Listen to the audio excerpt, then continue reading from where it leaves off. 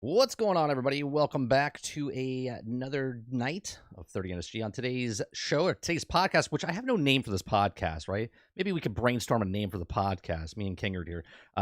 So the Kingerd is joining us back again. We saw him I guess it was just over a little less than a month. I think it was like the 19th of December, and now you're already back. So you're my first guest and my second guest, so I appreciate that.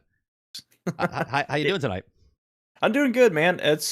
I'm happy to be here. Like I said, I live stuff is just not really my thing, and so doing it last time was super fun, and it's also just a different dynamic completely to what I do. And so yeah, I'm all about it. Glad to be here. Now, be honest with me. Last time you were on the podcast, right? When hmm I first asked you, were you going to be like 30 minutes, 20 minutes, 30 minutes, and you're like, I want to get out of there. Oh, like during Yeah, the before I asked you, like before we even went live, like when I first asked you to come on the show, were you like, oh I don't know yeah if I could, yeah I don't know if I could stay a little bit yeah longer. 100% because Yeah, I was like I'd never done live before, and I was like I don't know what I could possibly have to talk about or share for more than 20 and minutes. we did it for what, two And hours? I think it was like, I think, yeah, we went. I think you were the one that ended up saying, "All right, hey, let's call yeah, it." And yeah. I was It like, was like over 2 hours. I think. Yeah, "Yeah, oh my god, all right, cool." yeah. It's funny. What's going on, Lurker? What's going on, Travis? What's up, Eclipse? Welcome. Thanks for joining us tonight. On tonight's show, it's literally like a laid back podcast. It's not like a structured show. I gave Kingerd a couple topics that we were going to talk about, just to, because I didn't want to like just throw something at him and he didn't know what we were talking about. So I gave him, we're going to talk about Suicide Squad because it's the hot topic. We're going to talk about the Xbox because that's a hot topic. And then we were just talking briefly before the show, and he started talking about something. And I was like, "Oh, you want to talk about that on the show?" And so we're going to talk about that on the show as well. So if you guys like what we do here, my name's 30 NSG. I stream Monday through Thursday from 10 o'clock in the morning till noon Eastern. We do live shows, we do podcasts, we do uploads. So lots of different content on this channel. I appreciate you coming out. And Chad, if you have an idea for what the name of this podcast is, because I don't really like 30 podcasts chatting with. I want to give it a good name, good brand, because I want to try to get other, and I actually have people already lined up. And I think because Kingerd did it, I think a lot of other people are going, oh, okay, I'll give it a shot. So, Nice, all nice. right. So, first thing I want to talk about, man, is that you did another great video, right? You did a Call of Duty video. And if you guys haven't watched this Call of Duty video that he did, last time he was on, he was talking about how he was editing it and making one. And now it's out there. It's been out there for, I think, a week, 2 weeks almost. About a week, About a yeah, week. Okay. week and a half maybe. Yeah. So, how how was doing the Call of Duty, going back into the history of Call of Duty and doing that video? How was that for you? Yeah, it was both nostalgic and depressing. Like I started out back in, I guess, like when Call of Duty first became mainstream. Right? I was in middle school at the time, and that is just what we did after school. That's what we did on the weekends. That's what we did with our summer. Like that was Call of Duty all day. Halo 3 was starting to tip off a little bit. And then Modern Warfare 2 kind of took over my friend group, and I started my video there because that I was love Modern Warfare 2. That yeah, was it. yeah. I love Modern Warfare 2 as well, and that's where I kind of started the video because I could go from Call of Duty 1 all the way up to Modern Warfare 2, but I felt like it was more appropriate just to say, hey, the games were only getting better at that time. Like they were getting a little bit better each time. Like they still had the frame of mind. What can we do better on our next game? And so after that is when I started to notice just little things. Hindsight's I, 2020 I as noticed a too. I noticed back then. That's why I stopped playing. yeah, and like I didn't notice a few things back then. And I guess, for the same reason why people defend certain things today, because they don't realize that everything in AAA gaming, everything is a slippery slope. No matter what it is. It's always a question of what will the player tolerate and how Right. much farther can we push it next time. And Call of Duty started out with $2, as I go over this in the video, a $2 personalization pack that's good for all of your weapons. Every gun in the game you can put a tiger camo on if you want to for the price of $2. Now, Just now $2. just $2. And skins in the next game were $4. Like you could get a character skin for $4. Now those character skins are what, 20, Yeah. 15? Yeah. And the blueprints for weapons are like minimum probably $8, $10, maybe even more. And the worst So part about this though is that they're never going backwards, right? They're never going to no, lower the no, prices of these things. no, They just keep absolutely seeing not. how far they can push what people are going to buy or not. Oh yeah, players are the problem and the solution, like you said last time I was on the podcast. And that was actually ringing in my head while I was making that video because I was like, if people just didn't buy into this, people complaining on the internet's one thing, but like Right. outright not buying it, they would stop. They would stop this, and they would find a new way to do it. And that's not what happened. People bought into it. I even played a Yeah. clip in my video of a video from I think 10 years ago of somebody saying like, "Oh, $4, it's a little expensive, but like, it's Captain Price, Just a so cup come of on." coffee. It's just if you can't afford a cup of coffee, then what yeah. Right. And so now I'm like, I was watching that video, I was like, I gotta show that clip in my video because that is such a time capsule of just, what, and people are saying the similar things now about certain stuff. Like, oh, it's not that big a deal for XYZ, Battle Pass, it's only $10, whatever. So it's like you said, it's they're never gonna go backwards. It's always gonna go forwards. I think loot boxes is the exception to that, but that's because they found out they could just charge people outright $20 for something, Right. and go ahead and make that money. So not that wasn't generosity. Plus, they were getting pressure from world governments to to stop doing that. Yeah, to So step in, yeah. you know, And we could thank EA for Star Wars Battlefront 2 because if it wasn't for that, who knows what would have been the catalyst to actually set and they're set the still at records. it. They're still at it today. Pick up a sports game tomorrow and just go look. It's all still there. It's still loot boxes. It's still card packs, player packs. They directly impact gameplay. And now there is another bill that has been set forward targeting EA specifically for the same thing again. Because most other studios have been like, hey, let's back off this loot box thing. Battle passes are better anyway. But EA, man, their sports games, they're still at it. You can go on there and blow some money Their on corporate some office character is packs. right down the street. I used to live literally like a block away from them. And I actually used to be a game tester for EA Sports back in the day for Madden football. Really? So it's Back in your fault. 2002, 2003, I did some game testing and stuff back then.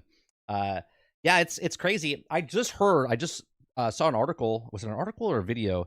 Someone was talking about Nexus, right? They make a lot of mobile games and stuff like that.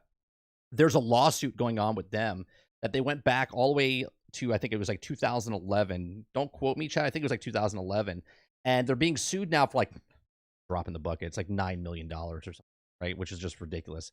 But what they were doing for these odds for loot boxes and stuff, that I think Force Gaming did a video on this, if I'm not mistaken. But they were Mhm. doing is you could not get the actual reward that they told you could get, right? The percentage was so obscure that you couldn't get it. It was impossible to get. Okay. So people were throwing money at this trying to get these things and they couldn't get them. So now they stepped in and they're like, well, shame on you. You owe us $9 million. I'm like, dude, do you know how much money they made off of those people? And $9 million, what is that? That's a joke, right? That's an Yeah. absolute joke when they find people Slice of like the that. pie. Yeah, it's like Elon Musk is a multi-billionaire. If he does something wrong, what's $9 million to him? Right. And I think the similar could be said about I guess, it goes against my credibility a little bit to not know this inside and out, but like with Activision Blizzard and Diablo 3 with or no, sorry, was it Diablo Immortal with the whole loot box thing or gambling, like Yeah, it was their claim was, well, it's not actually gambling because you still have to earn the right to do the loot, right, basically loot box is a right. slot machine. You had to do a dungeon first, and then you could It's roll the dice. that's not really And that earning. was Yeah, like their yeah, yeah, that was like their technicality. And I believe Activision Blizzard was fined, maybe it was Belgium for Diablo 3, for consumer practice or for consumer protection, like with their online only requirements and right. stuff at the beginning. And I think they got hit with a fine. And when I look at that fine, I'm like, any studio that would see that fine, developing their game, knowing how much they're gonna make, although they still have to pay that fine, they'd probably just do it anyway. Like, like Well, it could be a forethought conclusion. Hey, we're gonna have to pay a fine because we broke this rule. But like, It, You know. here's one. Did you ever hear about Epic? Epic, what they would do is they had a couple of lawsuits against them. They had a class action lawsuit against them, and they lost, and they had to pay. They had to pay the players back, and it came out to like $13 a person or whatever, right? Whatever it was for millions of people, $13, right? But they didn't Mhm. pay out the money. They just gave them V-Bucks in game, right? Which is Oh. the whole other next Mm. level because they didn't actually pay a fine. All they did was take the money that they were going to pay and be like, well, okay, we're going to put $13 million worth of V-Bucks and then split that to, and each person gets $13 of V-Bucks or whatever. And I'm like, are you kidding me? I was like, that is Yeah. not, you didn't even lose anything. You didn't lose anything. That's no cash out of pocket. That's Yeah. just saying Yeah. that's Oh, we're just so grabbing an sorry. extra. Yeah, we're so Yeah, sorry. I'm a Walmart manager. I just grabbed an extra shoe out of the back, said, "Here you go." You uh, know, well, no, because sorry, the bike you bought's broken. Here's a pair of sneakers. right, but that's even better because at least Walmart gave you a physical item. This Yeah, is at least you got something you take home. right. This is literally a digital item that they're just like, yeah, whatever. Here you go. And Yeah. I'm like, how is that? How is that legal? We don't have customer protection. We don't. I mean, the 2 hour play on Steam is about it, right? And sometimes, like what happened with the day before, where it came out and it was just an odd thing. They said no, everyone gets their money back. There's like, it doesn't matter. Everyone's getting their money back. Take it back. Yeah. There are little cases like that, but for the industry as a whole, I mean, a lot of people look. Gaming right now is still better than it has ever been in my lifetime. Okay. I've been playing since I was 3 years old, literally. And I'm 45 now. And there's more games now, more things, the graphics, the gameplay, just everything about gaming is better. But it's also the worst because now there's so many games that are broke, buggy, unfinished, come out in early access and stuff like that. And then you pay upfront your money and you wait 3 years to get it complete, right? And that is a major issue. Your expectations are just too high. You need to simmer down. Yeah, I will. Do you My expect a game to work on launch day? Come on now, yeah. entitled gamer. Like even the thing that just came out, I'm gonna be playing it. My chat wants me to play it. Pal World that came out. It's that new Pokemon with guns as everyone is. Have you heard of this? Have you seen this? I think I'm putting two and two together. I've seen images of it, but you explaining it, I It's think that's what I saw. it's an open world survival game with like you're collecting these animals and you get to work, like you put them to work. Basically they're your slaves. Okay. You go Mm, out, you steal the eggs from the families and then you raise them as your own. That's basically what Pal World is. But it seems like a fun game and people want me to play it. So I was like, okay, but it's in early access, right? And I watched Legacy Gaming who did a video on it, and Legacy Gaming was saying that it's really lackluster, it's boring and whatnot. It's $30 early access, but it's also on Game Pass, right? So it comes out on Game Pass on Friday. So okay. obviously people can try it out and they don't have to put out $30 for this game. But then people that are playing it on Steam are putting out $30, but the game's not done. It's just an early access, right? But Mm, there's no difference between early access, alpha, beta, preview, and launch. Because if they said this is launched and it had missing features, what's the difference between that and Battlefield 2042 or that and Cyberpunk right. 2077 or nothing? The only thing honest about releasing a game that's not finished and calling it early access, the only thing honest about that is that you're giving people the expectation up front that it's not done. Correct. It's there's nothing early about it. The They're game's actually out. being I honest. can Yeah. yeah, like I can buy it, I can play it. The game's just out. But at least they're being honest and saying, "Hey, we're not done with it." Now, in contrast to Battlefield 2042, for example, like that didn't say early access on launch day. That's very different. Real quick though, I will say Travis asked me top 5 games. I can name my top 3, but they're series though. Number 1 would be the Halo series. Number 2 would be the Mass Effect trilogy, and then 3 would Good answer. be the Alan Wake series. I guess 1 and 2. I never played any of the Alan Wakes. Mine would be I know you haven't. Mine would be the You're Red Dead actually Redemptions. Yeah. You're oh man, the actually See? dang it, now that you say that, shoot. Red Dead 2 is one of the all times. That is a masterpiece through and through. Um you are actually going to cameo in my Alan Wake 2 video that I'm making. Oh. It's specifically a soundbite of you in our last podcast where you said that's the one with the guy with the flashlight, right? Yeah. It's just just that clip of you. Yeah. It's probably gonna pop up like 2 or 3 times because it's relevant to what I'm saying in the video. But then like yeah. Anyway, That's just great. thought I'd let you know that. Great. I made it, folks. I made it, Yeah. chat. I'm in someone's video. Someone sent me a video the other day. I was in a clip that someone did on YouTube or Mhm. on Twitter because of someone else's podcast, and I didn't say anything during the clip, but I was just there while he was talking. I was just like, I made it. I'm on a clip that's going viral. Right, right. Oh, and I will clarify, when it comes to the Halo series, I fully admit if you took nostalgia out of it completely, it probably wouldn't even make my top 3. Um, Really? it yeah, I mean, if I became a new Halo fan today, I Oh, don't know that I would love it as much as I do. I played every Es single Halo with my brother co-op. Mhm. We went and played after the 2 years it's been out. We went to go play the actual game, okay? And we played it one night on stream, and we haven't been back.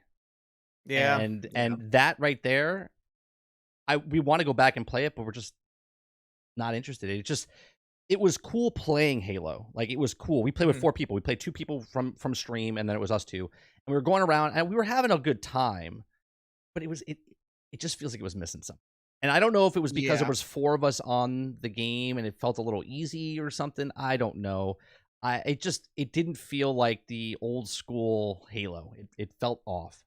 Which Halo was it? Halo Infinite, yeah, the last one. Oh, yeah, there's a lot missing from that. Yeah, we were just playing the Probably campaign. when We were just playing the campaign. Yeah, Oh, I see. Well, there's a lot missing from that too. So they took the Modern Warfare 3 approach, which is almost like a make your own fun type thing yeah. where they go, "Hey, we're going to take players, put them in an open area, give them sandbox items and, do with it as you will." Whenever I think of Halo campaigns and my favorite moments, I think of specific points in time where specific things were happening and the experience was crap. I might even make a video on this honestly, but where you are put in a scenario where say it's a Halo game and it's a specific part where you're in a tank run, like you're going through this area in a Scorpion, a tank, and you're fighting off these vehicles, and then you get to the end and it gives you a rocket launcher, and then you have to fight a brute chieftain.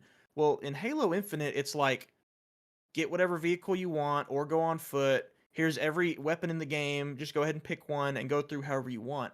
And while that gives the player more freedom, it also just kind of takes away a lot of the uniqueness. I Eh, I I didn't think about that until you just said what you said. And when we were playing, I was like, "Oh, this is cool. You get to go around," and it made me feel like I was playing Destiny a little bit. I don't know. Did you ever play Destiny? Oh yeah, Destiny Okay, 2. I yeah. played that quite a bit. It almost made me feel like I was playing Destiny a little bit because it was open world, go where you want, fight who you want, do the things that you want to Mhm. do. But it did feel off. And now that you just said what you said, that makes complete and utter sense because Halo in the past was very linear. Even though there was sections that opened up, it said it would put a tank in front of you and go, okay. And you're like, oh, what? Like game mentality. If they give you a rocket launcher, you probably want to pick up the rocket launcher, right? Like Right, if they give you a right. tank, you might want to use a tank this section. So Right. but you're absolutely correct. Like, you could just pick up a tank anywhere you want and then just start driving Mhm. around. It And does. Modern Warfare 3 did the same thing, and it's if you wanna call it campaign, it's just the majority, like 7 out of I think the 9 or 10 missions are just you in an open area, whatever guns are there, and approach it however you want. And that the way they market that, like I mentioned in the Call of Duty video, is do it however you want, full total control to the player. But really what it means is we slapped an area down, we threw some enemy NPCs in there, we slap down some different sandbox items, and we're going to expect the player to fill the time. Right. That's what that means. It can be done well. Open world. I'm not knocking open world entirely, but I'm seeing this trend in shooters especially, and I think it's just laziness in my opinion. It seems like laziness. Is it the you called it the Modern Warfare? What did you say? You said it was the Modern Warfare strategy. What did you? I kind of think it's a battle royale. I think it's the Fortnite. I think Fortnite did this. I think Fortnite kind of ruined, Yeah. right? And I'm when I say ruin, I know people will be out there like, "What do you mean? It's so popular." Well, they made an open world map, and they constantly change it. And obviously, Modern Warfare 3 or Warzone is doing the exact same thing as that. And Right. um, but the way Fortnite does it, I think works for Fortnite. But everybody else is on the bandwagon now because they're like, well, Fortnite did it, so why don't we do it? Right? And they're even made the word up where it's like they're Fortniteifying everything of other games where Apex Legends and Destiny, they're all getting these outside brands coming in to fit them in that world that I mean, even Halo, even Master Chief is in Fortnite. Everyone's in Fortnite, right? All the IPs are over there. So I think it works for Fortnite, but now all the other companies are starting to try to copy or mimic them. It just kind of feels off. It feels off in those other games. Yeah, I mean, now that you mention that, I think you're right. Fortnite showed the world 4 things I would say. One, free to play works. They weren't the first to do free to play, No. but like Yeah, mainstream console, everyone and their mother has heard of this game. Fortnite, I would say, pulled that off better than anybody for yeah, free to I play. agree. Um, that was number one. Number two, the battle pass strategy of $10 Yep. unlock stuff. They got that. Three, you don't need realistic graphics for people to enjoy your game because if you remember, all through the 2000s and probably the first half of the 2010s, when new games came out, what was one of the questions everybody asked? Well, what do the graphics look like? Right. What's it going to look like? And I think Fortnite proved that hey, we can have this cartoon looking game and we showed that you don't have your game doesn't have to look like a movie for people to still enjoy it. And so you see a lot now people generally what I see in the discourse. I don't know why I'm holding this back scratcher. In I have the in the same dis one. Is that is Oh, that do a, is, you? is that the bear claw? Yeah, yeah, Yeah. yeah. Yeah, it's a little bear claw. You see in the discourse like people are defending games that don't have as good a graphics so long as it's fun. And that was not a conversation gosh, how long has it been? 10 years ago, 15 years ago? That really wasn't what people said. Maybe with the exception of like World of Warcraft. But so then the last thing I would say is that Fortnite showed everybody that you can just drop players into an area with stuff scattered about, and then they will make their own content, Yeah, make their own fun. essentially. It's like going out. Yeah, make It's make your own fun. yeah, and I talk about Sea of Thieves, right? Sea of Thieves is I you ever play Sea of Thieves? You ever try Sea of Thieves? I have tried it. It's Okay, very fun with friends, and I was bored to tears when by yourself. I was by Yeah, myself, yeah. right? Completely two different worlds when you're playing by yourself or when you're playing with group, or if you get attacked by somebody or whatever. It's a complete. But the premise of that game, it feels like when you were when you were a kid and you went outside and played with your friends, right? You didn't have anything, but you picked up a stick and it was a sword, and then like you were pretending you were on a pirate ship or you're on a motorcycle with a chair. You know what I mean? Like you would make up your own fun with nothing.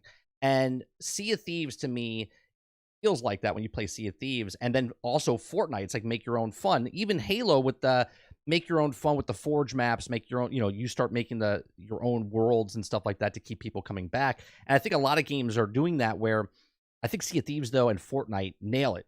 They nail it because you can literally go in and if you want to play Fortnite and try to win the battle royale, you can win the battle royale, right? Or if you just want to explore the area, you explore the area. Or if you want to take missions from the NPCs, you do the missions from the NPCs, right? You can just go about doing what you want and you don't feel pressured. You're like, yeah, I'll do a round of battle royale, or I'll just be a stat on the sheet where someone gets me, but I'm gonna get this is done before I get taken out.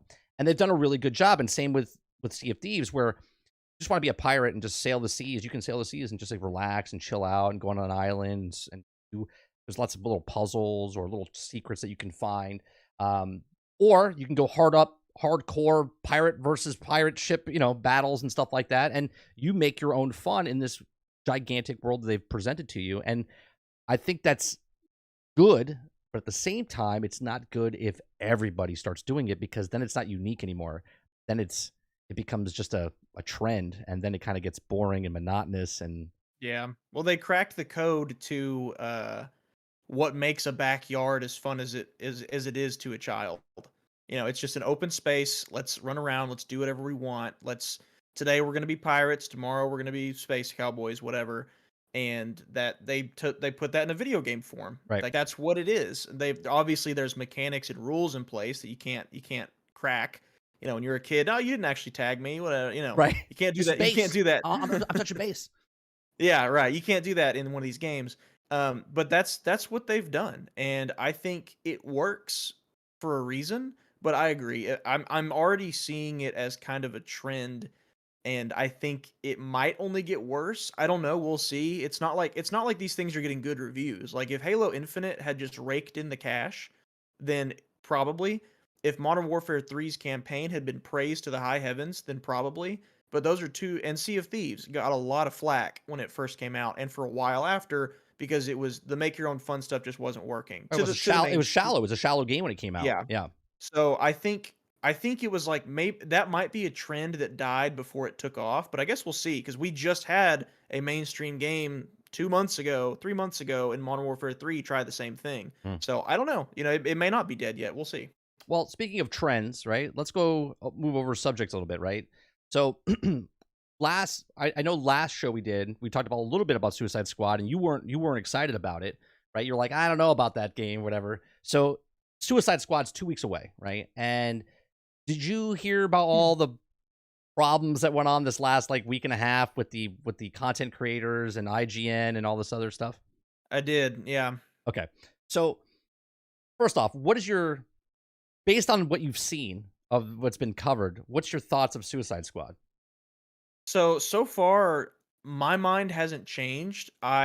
Here's what I'll say. I got what I think and what my prediction will Okay. be. What I think is that if 2 weeks from now I were sitting in my living room booting up Suicide Squad, because I saw that it was actually doing pretty well, or it was received pretty well by people who enjoy those types of games, Right. I'll be happy. Like if I'm sitting on my couch, I'm turning it on, like, all right, let's do this, because it looks like could be fun. Right. Um, However, my mind still hasn't changed in that I still fear it's going to be a good single player narrative, a Okay. good story. Um, but the gameplay is going to be padded out by the usual looter shooter stuff. It's going to be too repetitive, and then the live service elements are going to be lackluster. But my prediction is it will not be any worse than most of the looter shooters that we see out there when they first launched either, but it's Right. going to catch more flack because it came later in the game. It's already got an entire campaign of hate against it Yep. and has for like the last year, and people are waiting for it to come out so that they can be proven right. Right. Just so Um, they can shit on oh, it. Yeah. exactly. It makes for good content. So I think it's gonna be lackluster to me personally. That's what my prediction is, but it won't be any worse than any other looter shooters that I've tried, and I also didn't care for.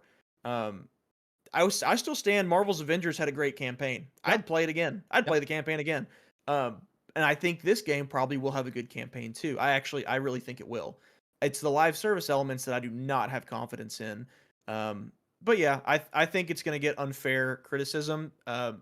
People's criticisms are going to be more about the looter shooter genre in general, but they're going to frame it as they're going after Suicide Squad. Yeah. Would be my take on that. Yeah. So what's happening right now is, and it's kind of weird because people are just judging this game that it's not Batman Arkham because of Rocksteady, right? Rocksteady thought they're like, I wanted single player, another Where's my other Batman game, Rocksteady? Like Mhm. they're upset with Rocksteady because they've come up with this own like story in their heads, like an origin villain story of the fans, right? Because Rocksteady, okay, it's actually almost like Batman makes Joker, Joker made Batman type of thing, right? Right.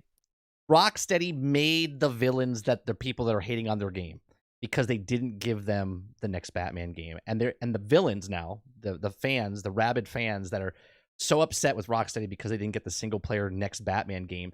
They think, even though it's been proven wrong and articles have been out and interviews have been out, they said, well, they were working on a Superman game and they were working on this game, and none of that's true. Since the last time they worked on the Batman game, they made a Batman Arkham VR game, and then they worked on this game, and that's all they've been working on.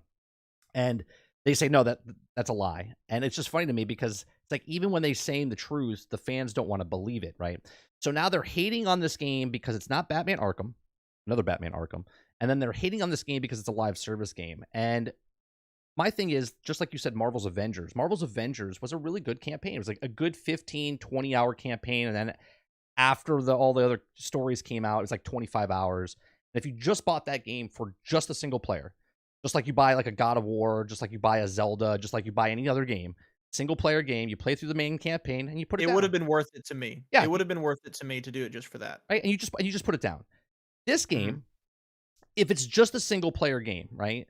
People would be like, I guarantee you they would do this. Okay. If it was just a single player game, they'd be like, man, this game needs to be a live service game.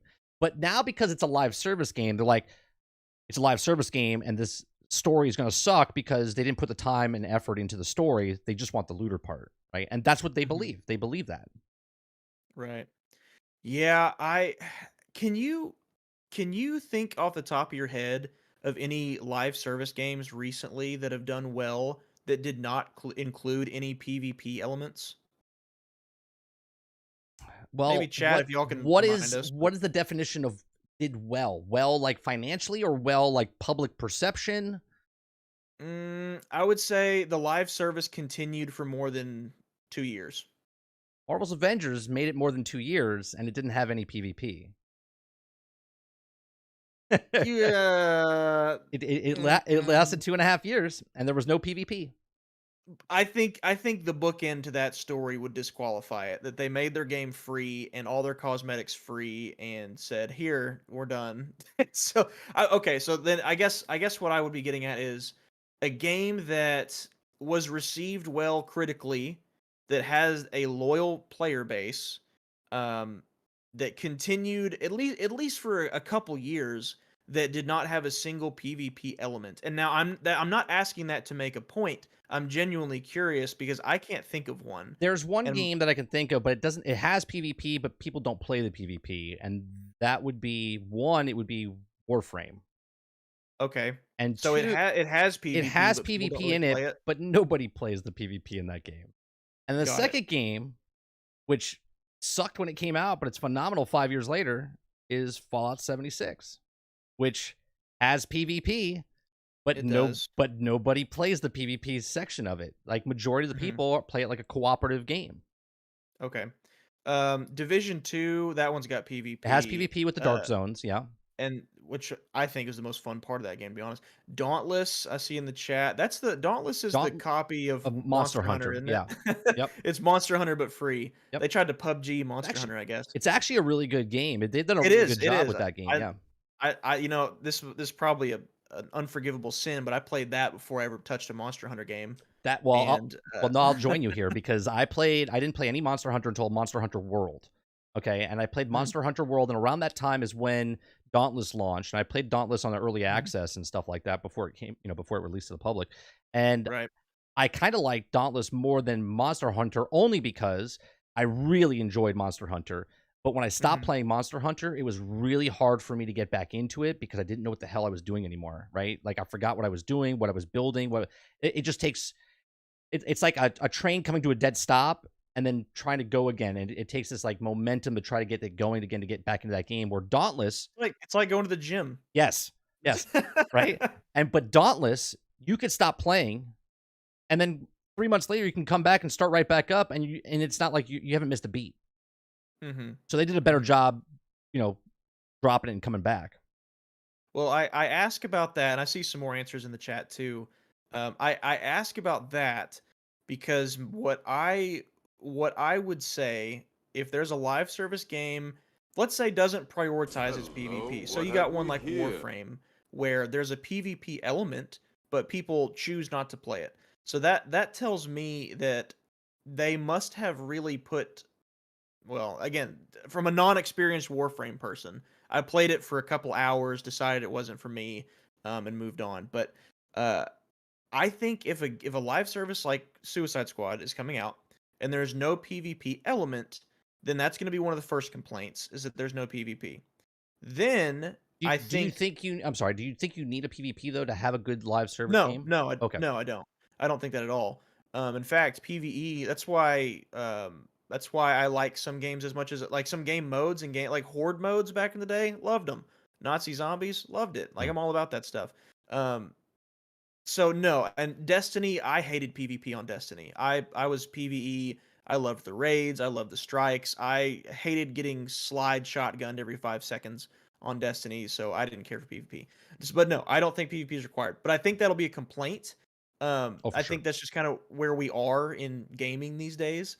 But when a game doesn't have PvP, I think there's extra, maybe unfair, but certainly extra scrutiny that's put towards the gameplay loop that's there. Mm. So like the enemy types, the objective types, Because when you're playing PvP, it's whatever people want to do, however you want to alternate your strategy and your attacks.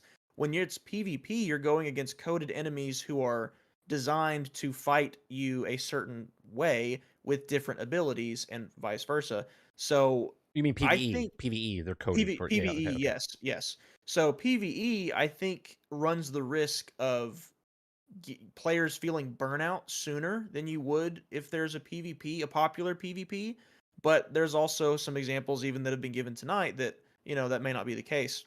So with Suicide Squad specifically, what I need to see to decide, okay, I'm gonna buy that game. What I need to see is that there's gonna be more than 3 types of missions that you do on loop to grind for better gear. Okay. I need to see that there's more variety in what you're doing than jumping around the building tops, fighting groups of enemies that you're defending an objective from, or what That's in the every. gameplay that we've seen. That's in every I know, but looter that's but game. that's but that's personal to me. Yeah. Yeah. I That's why got you. I don't really mess with looter shooters anymore. For that reason. That's not specific to Right. Suicide Squad for me. I'm excited because I love DC and I loved the Arkham games, so I know Rocksteady knows how to write DC characters and I know they know how to make a good story. So I'm excited about that. Actually, I'll backpedal just a tad. If I heard that the story was phenomenal and the campaign was of the quality of comparable to the Arkham games, Mhm. I'd do it. Even if it meant I didn't play any of the live service stuff afterwards, I'd buy the game, I'd play it because I think it'd be worth it. But for the live service elements, I need to know that there's going to be more variety than, hey, every game mode and every type of mission I can complete in an hour, and then after that hour, everything's going to be the same again. Do If I you knew that, then I'm down. do you know? Did you hear all the stuff they had? Like, do you know all the different features they have in the game at day one when it comes out? Have you seen this I list? saw Lejeune's tweet. Okay, If you did. that's You did. mhm, Okay. mhm. See, a lot of people are giving this game crap, but like the simple thing of loadouts. Okay, Destiny is almost 10 years old, and they don't have loadouts. Yeah, which Mar- is outrageous. Marvel's Avengers was almost 3 years old, and for 2 of those years, it had a loadout tab, but it didn't have loadouts. It just blinked just to piss you off to say, "Hey, it's coming," but it never got into the game, right? They have things in this game where the Paragon system, like Diablo or something else. Well, Diablo 4 had it, but other games didn't have a Paragon system like Division. They put it in later. Marvel's Avengers put it in later. Other games still haven't even put a Paragon system in, right? It's just this gear score. They got rid of gear score in this, where one of the pet peeves of mine back in the day, when I used to my podcast I had GXG started off by just talking about Destiny, and one of my pet peeves about Destiny 1, was that I just wanted to take a gun, and it didn't matter if it was a year old or if it was 5 years old, like because I wanted to use the Fatebringer, let's say, that I got from the Mhm. Vault of Glass. That I wanted to use that gun for 10 years, and people were like, "Well, you shouldn't use that gun." I'm like, "Why? Why can't I use the gun that I have, that I earned, that I want to put more time into? Like, if that's my build that I want to do, then I would Right. make that build around that gun." And a lot of people were like, "No, no, it's power creep," and I hated Destiny because of the linkage between PvP and PvE, and that was my biggest pet peeve with Destiny, that they linked it together because they always you got a gun, then they would nerf that gun. The gun would be great because they could monetize it somehow Right, with a DLC pack, and then once everybody had it, they'd nerf it so they could release the next one. right, Or and people would complain about it being overpowered right, in Vex Mythic PvP, so they nerf class and it. stuff like that, Yeah. right? Or was it Telesto? So now Suicide Squad has guns. Now my biggest complaints about Suicide Squad, these are my negatives. I don't think they have enough types of guns. Now supposedly there's like 5, I think maybe 7 types of guns, like SMG, shotgun, whatever. But I want to know, is it like how many not types, but how many guns, like different roles and different abilities that can pop on those guns? Like I'm not asking for Borderlands type of stuff, but I'm a little nervous about how many guns are out there. But then maybe they fix that because of all the mods and afflictions and stuff that you can put on the guns, and maybe that fixes that. I'm not sure. Mhm. But that's one of my concerns. My other concern for Suicide Squad is the the cadence of end game content. Not end game. I shouldn't say end game. Let me back up. Not end game content, but the consistency of the live service aspect. Is it every 3 months they're constantly coming out like Fortnite does and constantly keeps it because they're successful the way Fortnite does it because they're consistently getting updates, right? Where if Hmm. you did what Marvel's Avengers did, the game was broke, buggy when it came out, and then they were chasing their tails, and then they were late delivering that content. It kind of just wrecked the game.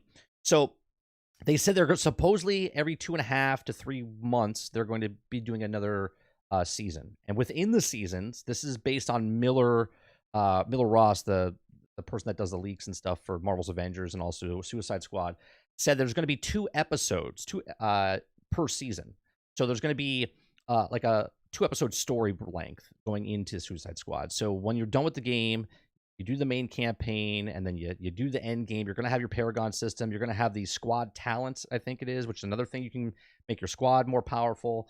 There's going to be different weapons that come in, different character that you can do, and then also a different section of a map. Like the map's going to expand as it goes. Now, again, this sounds great, but I don't know if it's going to be Sounds like what I heard with Marvel's Avengers. right, right, right. And so I think Rocksteady is going to nail it out of the park with the story. And I think a lot of people, their expectations for this looter stuff needs to kind of bring it down a little bit, right? I think that just play the game for what it is, not what it isn't right now. Like, don't buy this game thinking that you're going to get 15 characters by next year and it's going to be the best end game you've ever played, and get it for the game for the story of Suicide Squad killing the Justice League. You know what I'm saying? Right. Like, just get Right, it for right. what it is and what it's not going to be yet. And I think that's the biggest letdown for people, or I shouldn't say for people. That's the biggest letdown for just people excited about the game. They're like, oh man, can you imagine if they bring in Red Hood and they bring in Killer Croc, and then this person comes in and you can operate, right? Well, but we also can't pretend that the live service isn't a massive component of Sure. the game's development process. So if they put so much, I think an argument could be made that let's expect a good story and not much else. I think that is a good argument if the game weren't live service, which I think the story probably will be good. Like, I actually think, narratively speaking, now as to the gameplay that accompanies that, will it just play out just like the side missions do, or like the repetitive stuff do? Maybe, I don't know. Because even if you look at Avengers, like, let's be honest, even though you and I both really like Marvel's Avengers story, the level structure for the majority of them was Was pretty terrible. much just the same Yeah. level structure Yeah, as it was the terrible. end game content. Yes. So I fear that that could be the case here. But yeah, man, I think, as far as the guns go, I don't really care that there's only 7, as long as the abilities are varied. Like, if Right. the different characters have abilities that are fun, satisfying, and they have different variations and stuff like that. I don't think you need 32 different guns in the game. But that, again, that comes down to the gameplay loop they've created. Well, you got to And from remember everything, though that the Suicide Squad members don't all use all the guns, right, right? right, that's true. That's So true. Harley only does like pistol and like I think it's like shotgun and pistol, and Shark uses Hmm. assault rifles, shotguns, and Well, it comes down to the gameplay loop that they've created. I mean, based on what I've seen, there's a lot of shooting going on. yeah. And so if the shooting were just kind of something they could do, but maybe the main attacks were like Captain Boomerang's boomerang, Harley Quinn's hammer, King Shark's fists, and like just different kind of abilities that they do, then I personally wouldn't really care that much about variety in guns. But what I've seen is that there's a lot of holding down the left trigger and holding down the right trigger, I assume, because it's aiming and shooting. Mhm. But with that, because that's the gameplay structure that they chose, then yeah, okay, maybe they do need to have more variety in their weapons. But I agree. I think a way they could get around that is by having different kind of mods and stuff. I mean, Destiny's a good example, Yeah. honestly. You can have very similar looking, sounding, feeling type of guns, but the mods that are added to them make them play drastically different. And so if they could do that in Suicide Squad, I think they'll be fine. What I like about Suicide Squad as well is also there's no gear score and a gun's a gun, right? So you could take that gun and level it up, and if you want to build an awesome build with just a pistol, or you want an awesome build with a shotgun, then you go for it. And then if another shotgun drops and has a different perk on it, then you might want to build around that. And I think that's really cool.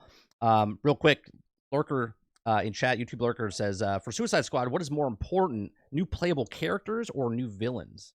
I'm gonna let you go first. What do you think's more important? I say I say villains, I and agree. I say that because I think villains implies new content, and Yeah, I would say new content is more important to a live service game than a new ability, perhaps, like right. doing the same thing with a different ability, which is what a new hero would be, pretty much. So that's my answer. New villains. Something Avengers was sorely lacking. Yes. They needed that. They needed that bad, and they just couldn't deliver on it. Here's what I think. I'm gonna agree with you with villains, but I'm gonna put a little spin on it, right? Because here's what makes DC and Marvel different than any other looter shooter out there. There's 80 years of content behind the DC universe, right? Maybe even 100. Is it 100 years? 100 years for DC, right? It's Yeah, it's up there, something like that. right?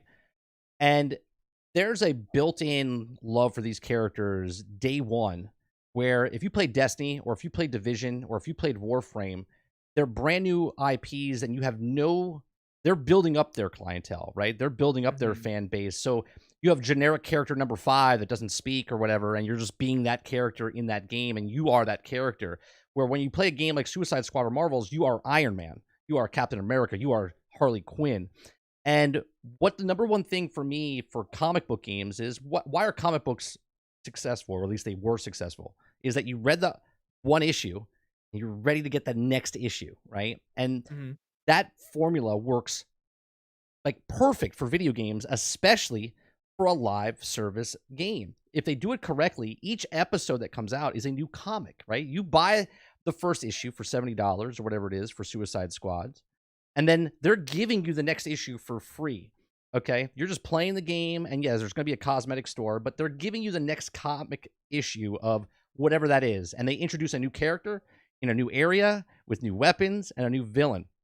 And this is why I think villain is more important, just like you said, because villains mean more content. Where a new character, a new hero, you're playing the same content. Because if they didn't give a villain and they just brought a new hero in, you're playing the same content with a new hero, which kind of gets boring.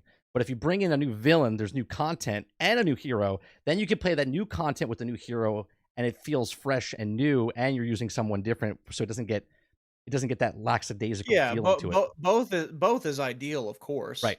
But I would say for sure if one of them were to release something new every couple months and one of them release something new once or twice a year, I would much rather see the villains slash new content. Again, and I agree. Honestly, if you think about it, with comic book games like DC Universe Online, for example, Yeah, I started you playing that again. Yeah.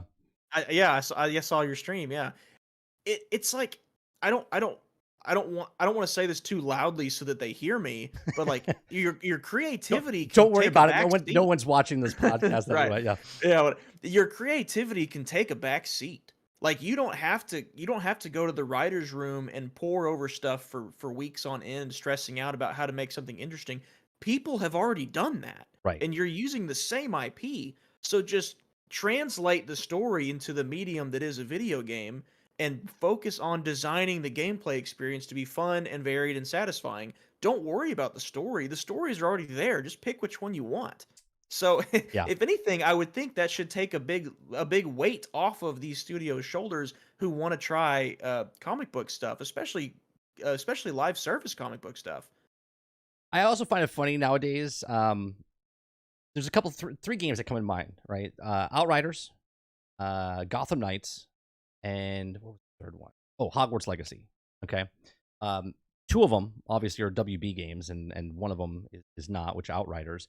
But Right. these three games in particular are loved by the people that bought the games and played them. They thought Outriders was a really good game, and they're like, oh man, I'm so glad it's not a live service game. But then when they started playing it, and because they liked it, they're like, ah, this game needs to be live service, right? Kind of wish there was more to do. Yeah, Yeah. yeah. Yeah. And then Gotham Knights, same type of thing, right? Gotham Knights would have been perfect again because of the comic book thing, and they could have brought more case files in. Or, I don't know if you've ever played Gotham Knights, but it got I crapped on have.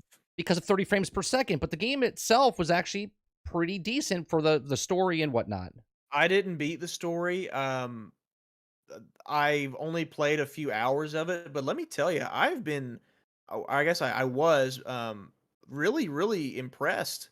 Like, not because it blew my socks off or anything, but because I was expecting garbage, Right. and it's not garbage. Like No, it's nothing near close to garbage. it's a pretty decent game. Like Yep. I was enjoying it. I was having fun, and I was like, "Oh, this is," of course, there's the, "Oh, I wish I was actually Batman." But like it was fun. Like it was a DC game. I'm fighting villains. I mean, I'm going around the city at night. Like I think Suicide Squad's just gonna get the same treatment because Gotham Knights got Unfairly, yeah. crapped on Yep. before it came out because people saw, Nightwing using a Fortnite glider, and they were comparing the combat to I the totally Arkham forgot games. about that they said it was a Fortnite glider, and now they're saying Yeah, there's a Fortnite bus in Suicide Squads, so yeah, whatever, whatever. It's gonna be the same thing again, and I am just like, man, superheroes they had their day on film, and we're gonna figure something out video game wise for them. If it's not Suicide Squad, it'll be something. And honestly, I think take the Lego formula and just make a game that's not Lego and make it live right? service, and then you got a winner. You know, it's I think you're right there. Just take it, put a skin on it that's not Lego, and make it into those games. yep. And then Hogwarts Legacy, another game that was crapped on A for loot. It's wrong and it's a reasons, and right? it's a looter essentially. I mean, it And is. and people were like, "Oh man, I wish it had Quidditch, and I wish it was a live service game." And then here we are with a live service game, and people are pushing back on, "Oh, live service." And it's like, I don't understand. I really don't. Right? I'm a person that doesn't really buy not really. I don't buy microtransactions. I don't. Okay? If I can earn a currency in the game and then spend it in their in-game store, my time in their game should be the value of, you know what I'm saying? Like I pay the $70 where someone else might get this on sale down the road, and then maybe they get the battle pass or whatnot.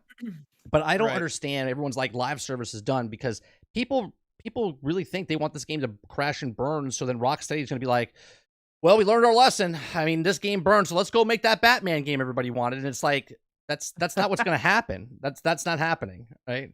Right. So I don't understand why people are so hell bent on live service kills games. No, what kills games and companies is Bad they're- live service. right, exactly. Bad live service kills games, not live service, because people might crap on Destiny, but people are still playing Destiny 10 years later. People might crap on Warframe, but Warframe is still around, right? All these games, there's plenty of games that are live service that are doing it right.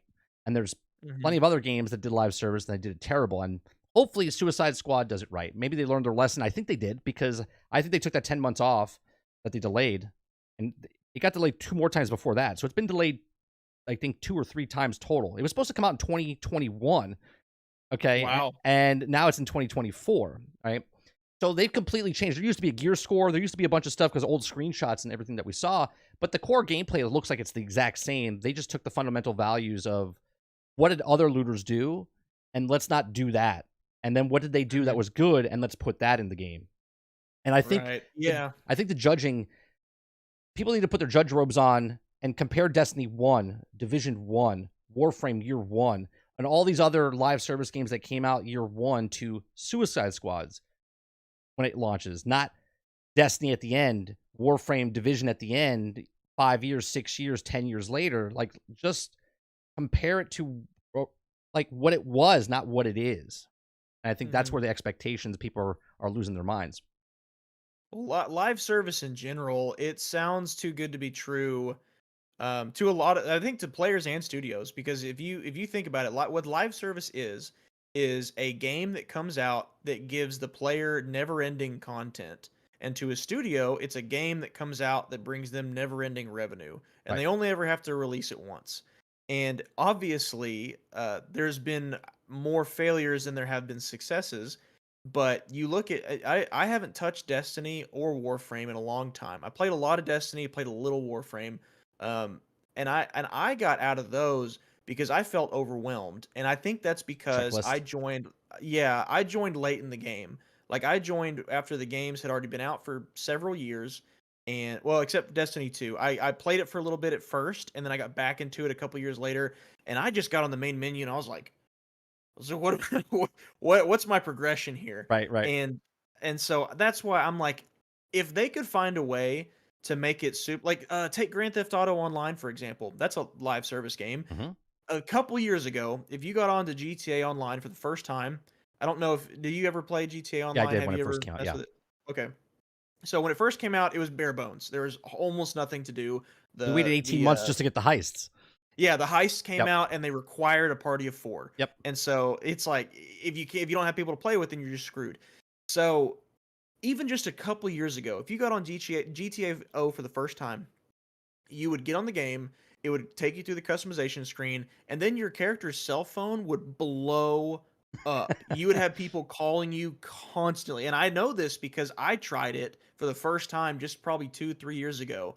And I was like, there's so much stuff screaming at me to try to get my attention. I'm not sure what I'm supposed to do first. Right. What's the path of progression here? And then they had some update while I was actually playing it, and I didn't realize it until I looked it up later. They trimmed that down and just added it to as like character letters on the map to look like the single player story. Right. You know, whenever you get on GTA or Red Dead, you look at the map and it's like there's a letter, that's someone's mission, I can go to that whenever I want. They did that on GTA Online, and so they trim back they kind of hide from you a little bit They just how much there is to do, Right, they and let that's for you the opt better. in instead of opting out, right? Like, if they Right. just Yes. bombard you on the cell phone and now they're like, "Let's take it off the cell phone, put it on the map, and let the player choose who they wanna answer to." Yeah, Yes, yes. They stopped with all the phone calls. They let it just be like, "Hey, do what you want to do." And sure, I googled what the progression should be because there's been crazy inflation in the GTA Online market, like in their cash. A pair of jeans cost $20,000. Like, you serious? like But something out of Miami, that's fine. yeah, whatever. And so I think if a game can do that, can give a brand new player a solid path of progression, but not fraction the player base so much where like, oh, you haven't unlocked this yet, so you're not actually playing what the new people are playing. You're playing this over here. If they could do that, then I think like as long as you're always inviting to new players, it could be pulled off. It can be done. It's just when they don't, they're not inviting to new players. It's like Right. either you've been in this for 8 years or, good luck figuring this out. I think is when it goes wrong because when people start opting out of a game and no one new is opting in, that's how you get a game that dies. Well, speaking of, like, the changes, like, we talked about Sea of Thieves earlier.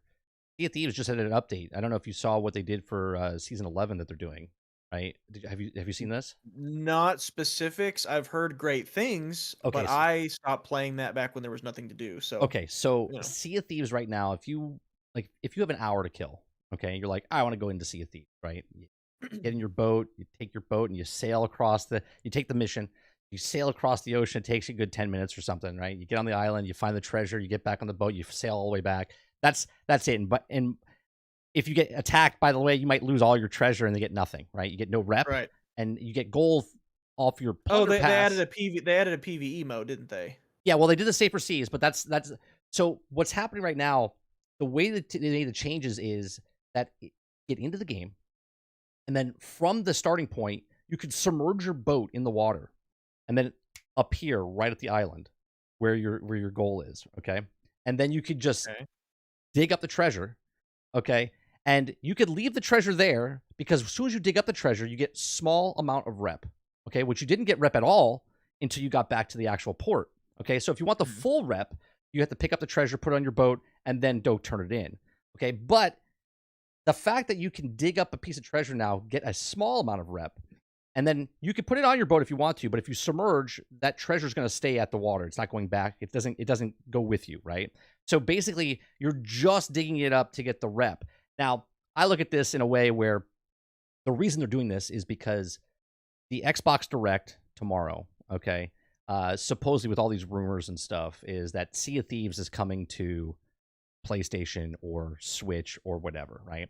And I was like, it could, it possibly could. But after I saw this update that they did, I was like, why would they do this? The other changes they did in Sea of Thieves was that you don't even have to go to a port anymore to grab the emissary like missions and stuff. You could just go to the menu system, take a mission, put it on the table, and then just go on the mission, right? And I was like, this seems very odd, and it feels like they're doing this for new players because just like you said for Grand Theft Auto Online, you're very overwhelmed and you don't know what to do because all of this stuff is coming. So I feel like they made all these changes in season 11 specifically because now Sea of Thieves is going on to multiple platforms.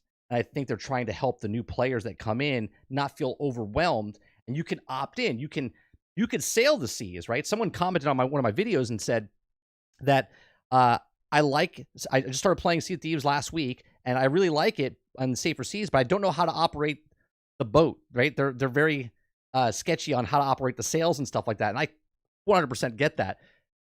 But now it's easier. You don't even have to sail. You could literally just dive, show up, grab the stuff, okay, and then just get the rep. So if you get killed or if another person PvPs you, you don't feel like you've wasted your night.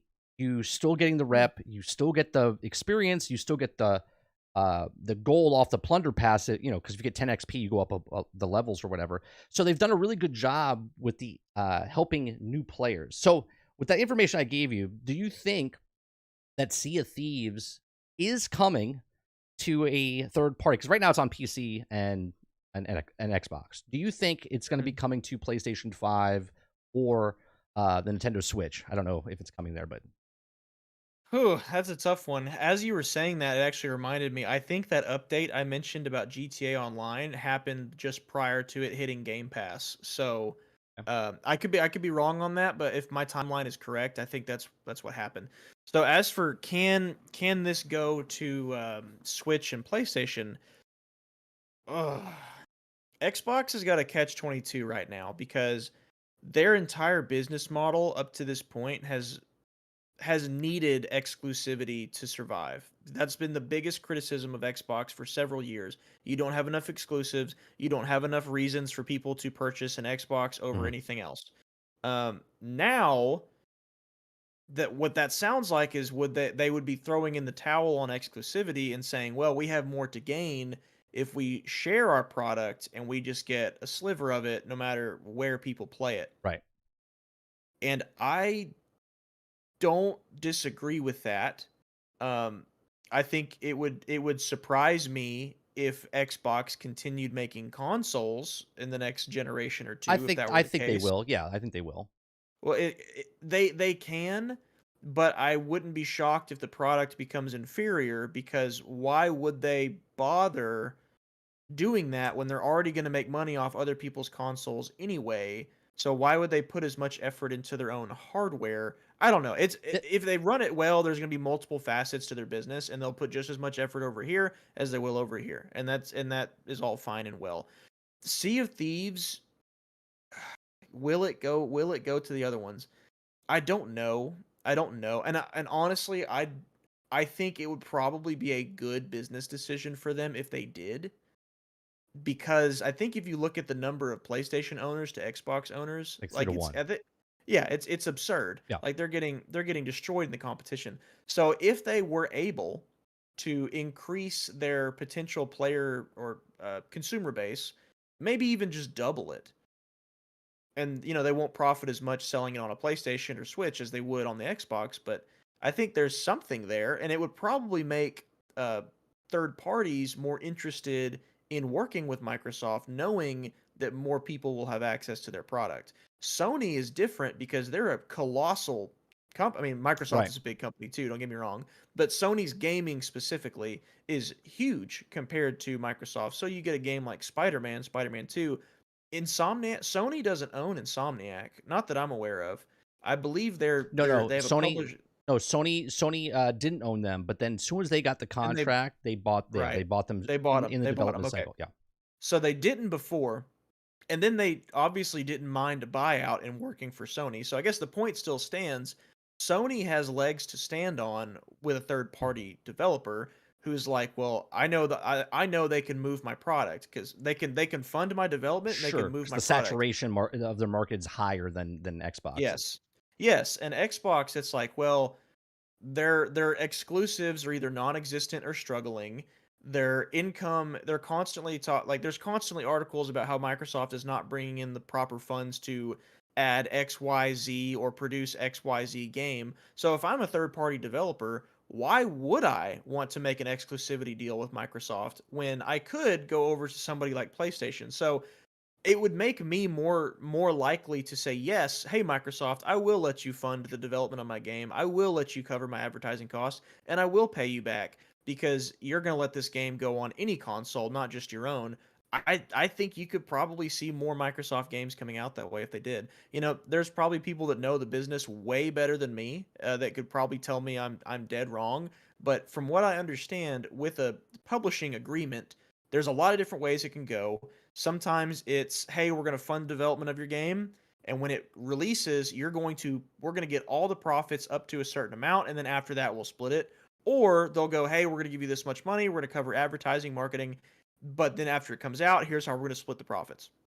So Um, I'm sorry. Go ahead. oh, go Finish up. ahead. Yeah, go ahead. I was just going to say, I think if someone's coming to me and saying, "Hey, I want your profit," I would be hesitant to say yes to somebody like that if I knew that only a fraction of the world's gamers out there are even going to be able to access the thing. The way I look at it, specifically with Sea of Thieves, I think Sea of Thieves is because it is a case by case basis based on what game, right? Like, do I think that a lot of single player first party title games are going to move over to those other consoles? I don't, not the majority of them, but I do believe there Mhm. will be some. Like, for instance, like Halo's a single player game, but it's also a multiplayer game, and then it's on Mhm. PC and Xbox. So if they brought Halo, which is a little sacrilegious because you think Halo, you think Xbox, right? Because that's Mhm. what it brought Xbox out of from the start, right? That's the birth of Xbox, Master Chief. Um, Mhm. but if you bring that over, because of the PvP aspect of it, they can make more money off of that. Okay, not so much of the single player aspect, right? Just the multiplayer. If they brought the multiplayer over there, which would be interesting if they did. Now with the Sea of Thieves, I think Sea of Thieves is a different beast because it's a live service game. Sony specifically is looking for more live service games, and yes, they don't own it, but they would still bring more people onto their if they. Again, I don't know if they're going to do this, but let's say Microsoft makes a deal with them and says, "Oh, Sea of Thieves is going to be on PlayStation Plus." Right, so you have to buy the membership for PlayStation Plus, right, and then you're going to be playing Sea of Thieves. You're not paying for Sea of Thieves, but you're playing Sea of Thieves, and if you want the Plunder Pass, you're paying $10, and they get their monetization, you know, pennies here and there, but they still make their money off of it. So I think Sea of Thieves could make its way over to PlayStation 5. I don't know if it'll make it over to Switch just because of the processing power, but it could make it to the next Switch 2 if whatever the next console that comes out, they could maybe potentially put it on that one. We don't know what that is yet.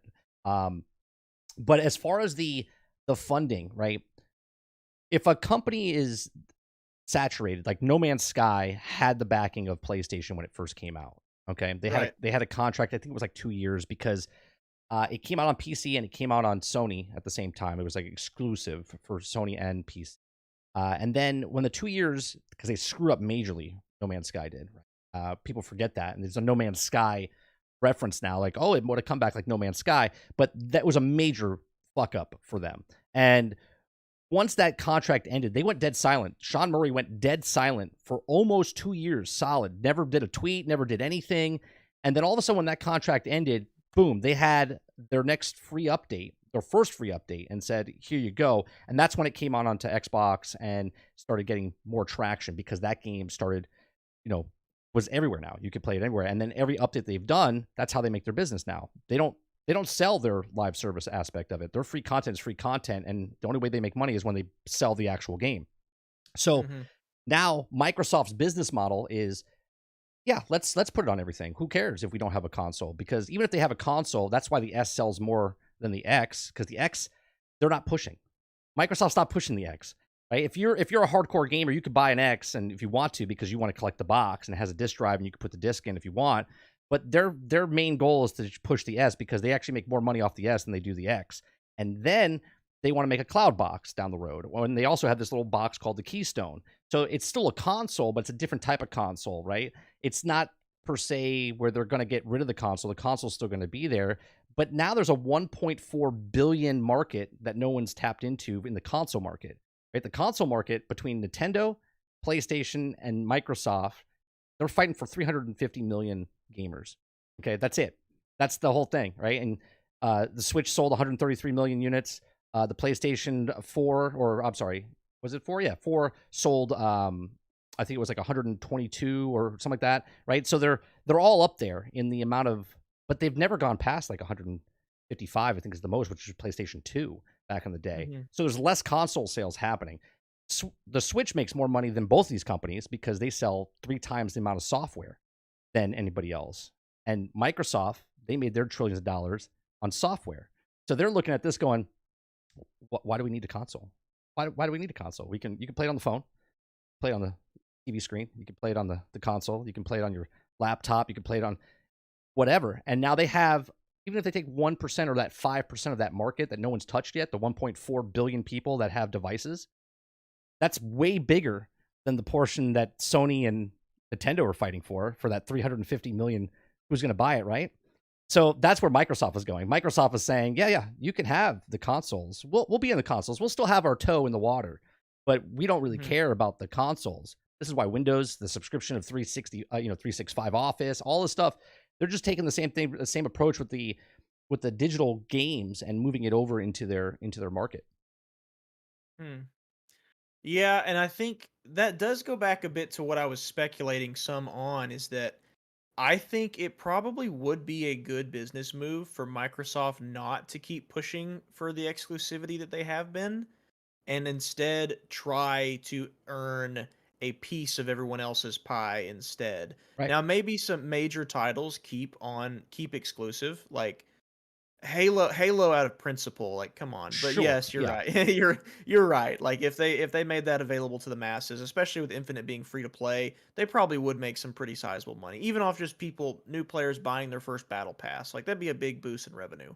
But some of their more Call of Duty, prime example. Microsoft owns Activision Blizzard now. So, there's a juggernaut of a series for you. Not to mention all of Blizzard's properties. So, if they can just focus on making the games well, which hasn't gone great in the past year, Right. but a lot of that has been kind of the wave that was already built before the purchase, just now catching up. So, like, I don't blame Microsoft for Redfall, for example. That was in the works before they even purchased the thing. Right. Could there have been quality control at the back end? Yes, 100%. but they didn't oversee the whole development. So now I would say, I think they should. I think, because if I were a business owner, I let me tell you, I would much rather have every state in the country use some of my product and me make a portion of all of these different states using these pretend it's a restaurant or something, I don't know. I would rather have a portion of all those profits than me have to try to persuade the entire country to come visit my state of Right. Nevada to Right. come eat out of my restaurant. Right. Like, that just business-wise, that just makes sense to me. So, Sea of Thieves, I actually bet could be fine on the Switch, because I've played Ark on the Switch, and while it looked terrible, I think Sea of Thieves actually could be playable on there. It wouldn't shock me if it were capable. So yeah, I've been off of Twitter for several years now, and I made a Twitter because I got some feedback from some people in my audience that's one way they like to interact with their favorite creators, and I got it. Dude, Twitter is like 90% just console war nonsense. Like, that is the majority of Twitter. And there's so much stuff in the console war I could not care less about.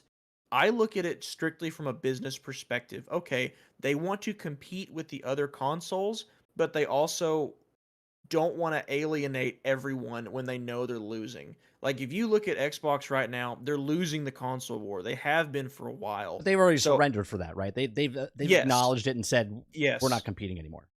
exactly. And so, in my opinion, I would like to see Microsoft, Activision, Blizzard, Bethesda, 343. I would like to see those studios continue making games. Um, if that meant that Microsoft own titles, were available for more consoles, I would not have any. I don't see business wise how that would be a bad thing Right. if they toned down on their exclusivity. I just don't. All right, real quick. YouTube lurker, man, thank you, ridiculous 20 bomb for gifted memberships in the chat. I'm gonna give you a round of applause, my friend. Thank you very much for the continued support. 20 gifted memberships. Appreciate that so much. And then Magic Dolphin comes in with the gifted membership as well. Thank you very much, guys, for the support. I like when you said that, Lurker, you like shut off the alerts. I was like, real quick, I got there before you clicked the because it would just sit there and go, welcome. It would just say it over and over and over. Thank you very much. Make sure you guys hit that like button if you like this type of content. If you guys like other, we're not done here. If you like other content creators out there that you would like to have a conversation, or me to have a conversation with, let me know in the feedback section of our Discord or in the comment section of this video or any other video, and I'll try to reach out to them. So one of the things, the Xbox with their first party titles, right? Their first party titles, as far as Indiana Jones, right, is being announced at tomorrow's show, and a lot of people are looking at this going, "Oh, it's exclusive." And do you think are you an Xbox guy, or are you a PlayStation guy, or you got everything? I grew up an Xbox guy. Now I have everything. I You got have a everything. Okay. PlayStation, Xbox, Switch, PC. So do you have an X or do you have an S? X. Okay. So I had a chat with Water in my Discord and stuff like that, and he was saying, am I mad that I have an X and the X is nothing? Like, it's just a plastic box. Like, why do I have it? Because you can play the games anyway, right? And my answer to that is I'm not mad, because like I still have a DVD player, right? But I can watch all the movies and stuff on YouTube and Hulu and Warner Brothers and all these other platforms, other subscription services. My TV can do it. I don't even need to have a DVD player, but I still have a DVD player to plug it in, right? So are you upset as an Xbox owner that your Xbox X is literally just a plastic box that you choose to play on, even though you don't need the Xbox X to play on anymore, right? Because you can have a Samsung TV, you can play on the S, you can play on your phone, you can play through the cloud. Are you upset that you have a box that basically is obsolete now? Honestly, no. And the reason why I would say is because while the Xbox obviously has its faults, I don't.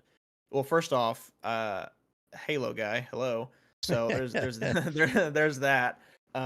But I flirted with the idea of switching over to PlayStation on several occasions, and the reason why I haven't is because I familiarity is a big part of Yeah, it, right? sunk Like cost fallacy with the I games and stuff, your library and whatnot. yeah, like I've got a tremendous game library by this point, and I would be losing to from my understanding, I'd be losing all of those if I just threw away my Xbox, Yep. stopped paying for my Xbox Live, whatever. Like all those are gone, which, physical media is an argument in and of itself. Right.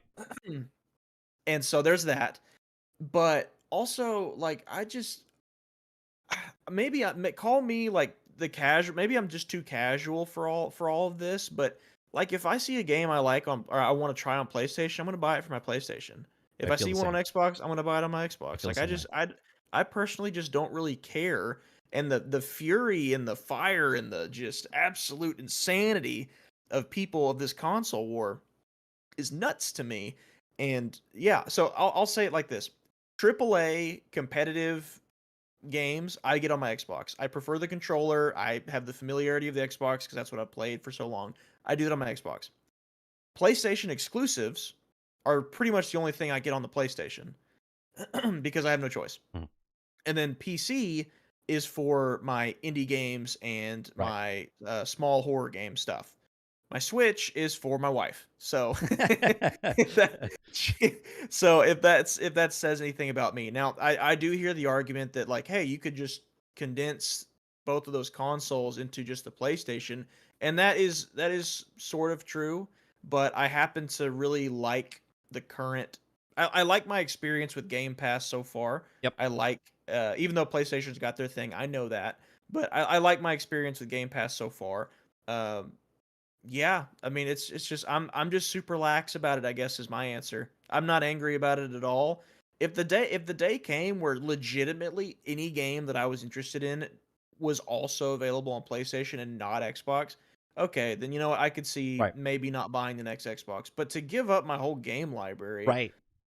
that's rough. That's what I That's said. That's what I said. I was like, I'm not mad, because I look at it this way.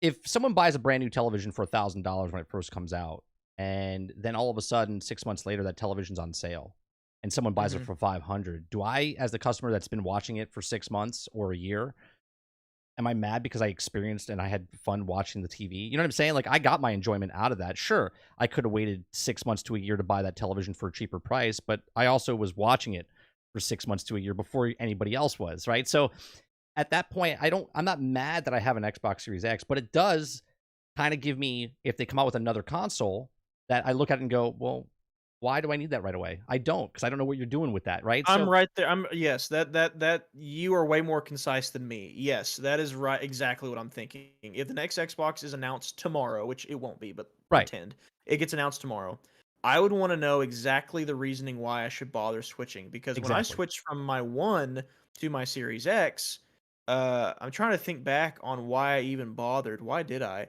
Well, because they stopped making. They said they were going to stop making one games at some point. So that's just forcing the players to move up to the next generation. If that happens, then I get it.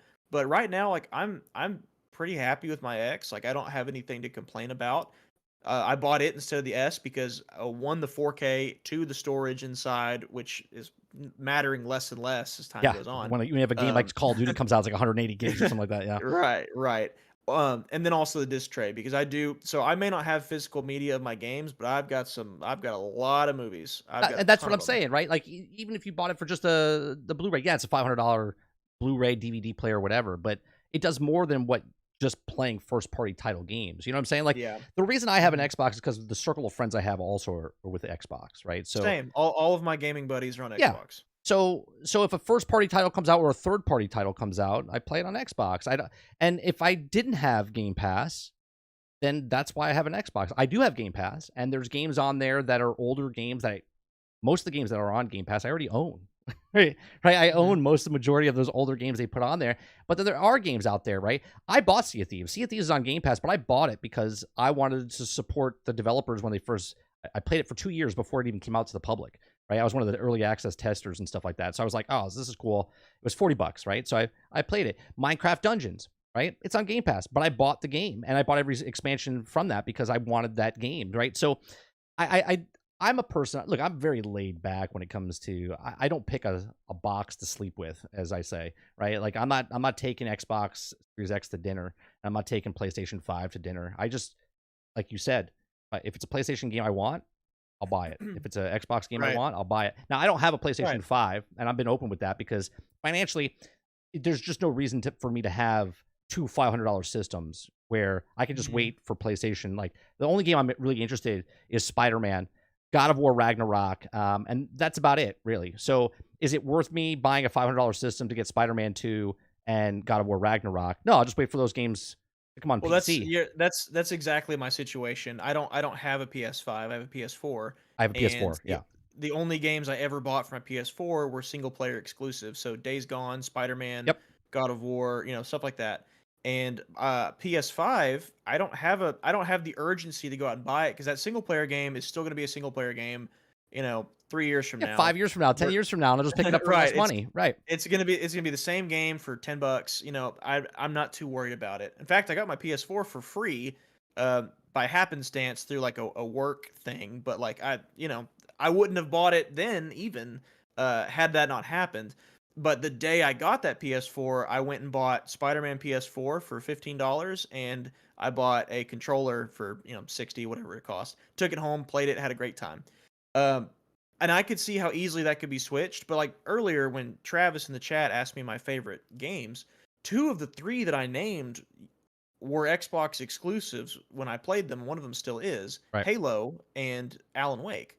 Alan Wake was an Xbox exclusive when it came out Yep. because the publisher was Microsoft. Alan Wake 2 is not an exclusive, but the first one certainly was. So I do have that long-term attachment um, to some of my favorite series, and that's just been, just a familiarity that's built up over time. My PlayStation thing, same thing. God of War Ragnarok, I'd love to play that. Spider-Man 2, I hear crazy things about it online, but I'm a Spider-Man nut, so I still would love to play it anyway. Same. Um, and then, I'm sure if what's the Horizon, that one. Like I would there's games that I would love to play, the sequel, the second Horizon Zero Dawn, the yeah, you know what I mean. So Forbidden the West. Forbidden West, yes, I don't need to play those tomorrow, so I'm perfectly happy waiting Right. for a PS5 to go on sale, and then I can go pick those games up on sale too. Like it doesn't bother me a bit. So recently, I had the bug because of Indiana Jones was getting talked about, and I was like, you know what? Like, I don't have the Uncharted series because I had the Uncharted series on the PlayStation 3, and I didn't play. And then I forget where I played Uncharted 4 from, but I played 4. I played all of them, and I loved them, but I don't own them anymore, right? Because I traded in my PlayStation 3. Right. It was the only console I've ever traded in, and so I was gonna go buy on the Uncharted series. Right now, you can pick up the Uncharted, the trilogy, the collection, like 1, 2, and 3, like $20, and then you could pick up Mhm. the fourth one, and then the Sea of Thieves or something like that is the fifth game, the spin-off, whatever. So you could pick up all five for like $35, and I was like, I think I might do that just because, like I used to buy movies. I want the collection. I want to put it on my shelf, and then when I feel like playing it, I take it off the shelf, pop it in the disc, and start playing. Right? Like that's what I miss about video games like this. Right? I miss that the digital. I look at the digital, and I look at my library. It's like looking at a Steam library. Like I have hundreds of games between me buying the games. Like last year alone, I bought Jedi Survivor, I bought Diablo, I bought Hogwarts Legacy. Those three games are like 100 and something gigs each. Okay, 120, 118, something like that. And they're all on my hard drive. And those three games basically take up all my space. And now if I want to play it again, I have to download it again, right? I have to reinstall it because it's just not there. Where I back in the past, I would just take a disc and pop it in. I'm in the mood to play this game right now. Let me Yeah, pop this in. Oh wait, can't I actually no, need to wait till tomorrow? right, 20 minutes, half hour, an hour, whatever it is, right? And that's what Right. bothers me about the new age of convenience of the stuff, right? And it's like it's not convenient every time. And then I have a son who's like, "Hey, Dad, can we play this game?" I'm like, "I don't have it." Like, if he wanted to play Party Animals, right? I didn't have that on my system. And then there's this wonderful thing called cloud streaming. And I was like, wait a minute, I could play it straight from the cloud. So it's not a high end, like, graphic intense game. So I just played it from the Right. cloud. And I'm like, oh, this is fantastic. And that's what I like about Microsoft right now, that I can just play it wherever I want, when I want, and I don't have to put it on my system because there are certain games, right? I'm playing, I don't know, do you have a VR headset? I do not. I'm waiting for something to really blow me away for me to bother getting one. Well, I was blessed, and Papa, he gave me his old headset, right? And Mm. so I got the VR headset. I absolutely love it. Right? I'm like infatuated with VR now. And they just installed the Xbox app onto the Meta 3 and the Meta 2, where now I can Okay. play. Like now, when I went on vacation, I just bring my headset with me. Okay, and now I'm playing all my Xbox games. And you're streaming. They're streaming They're them, right? streaming right into my headset. Yeah. Right? Gotcha. And That's that cool. that to me, I'm like, "Wow, this is amazing," right? And a lot of people look at that and go, "Oh, who cares?" But I'm like, "Dude, I don't have to bring my Xbox anymore. I don't have to bring anything. I can literally just bring Oh, it." I just recently discovered Xbox Play Anywhere. I didn't even know it existed until about a month ago, and because I've been thinking like maybe I want to try maybe I want to try streaming something every now and again, and I don't want to have to buy all these hardware intensive games on my PC because I kind of like being able to just coast and hang out, and I don't need to upgrade my PC very often. Like I Right. can just play what I want to play.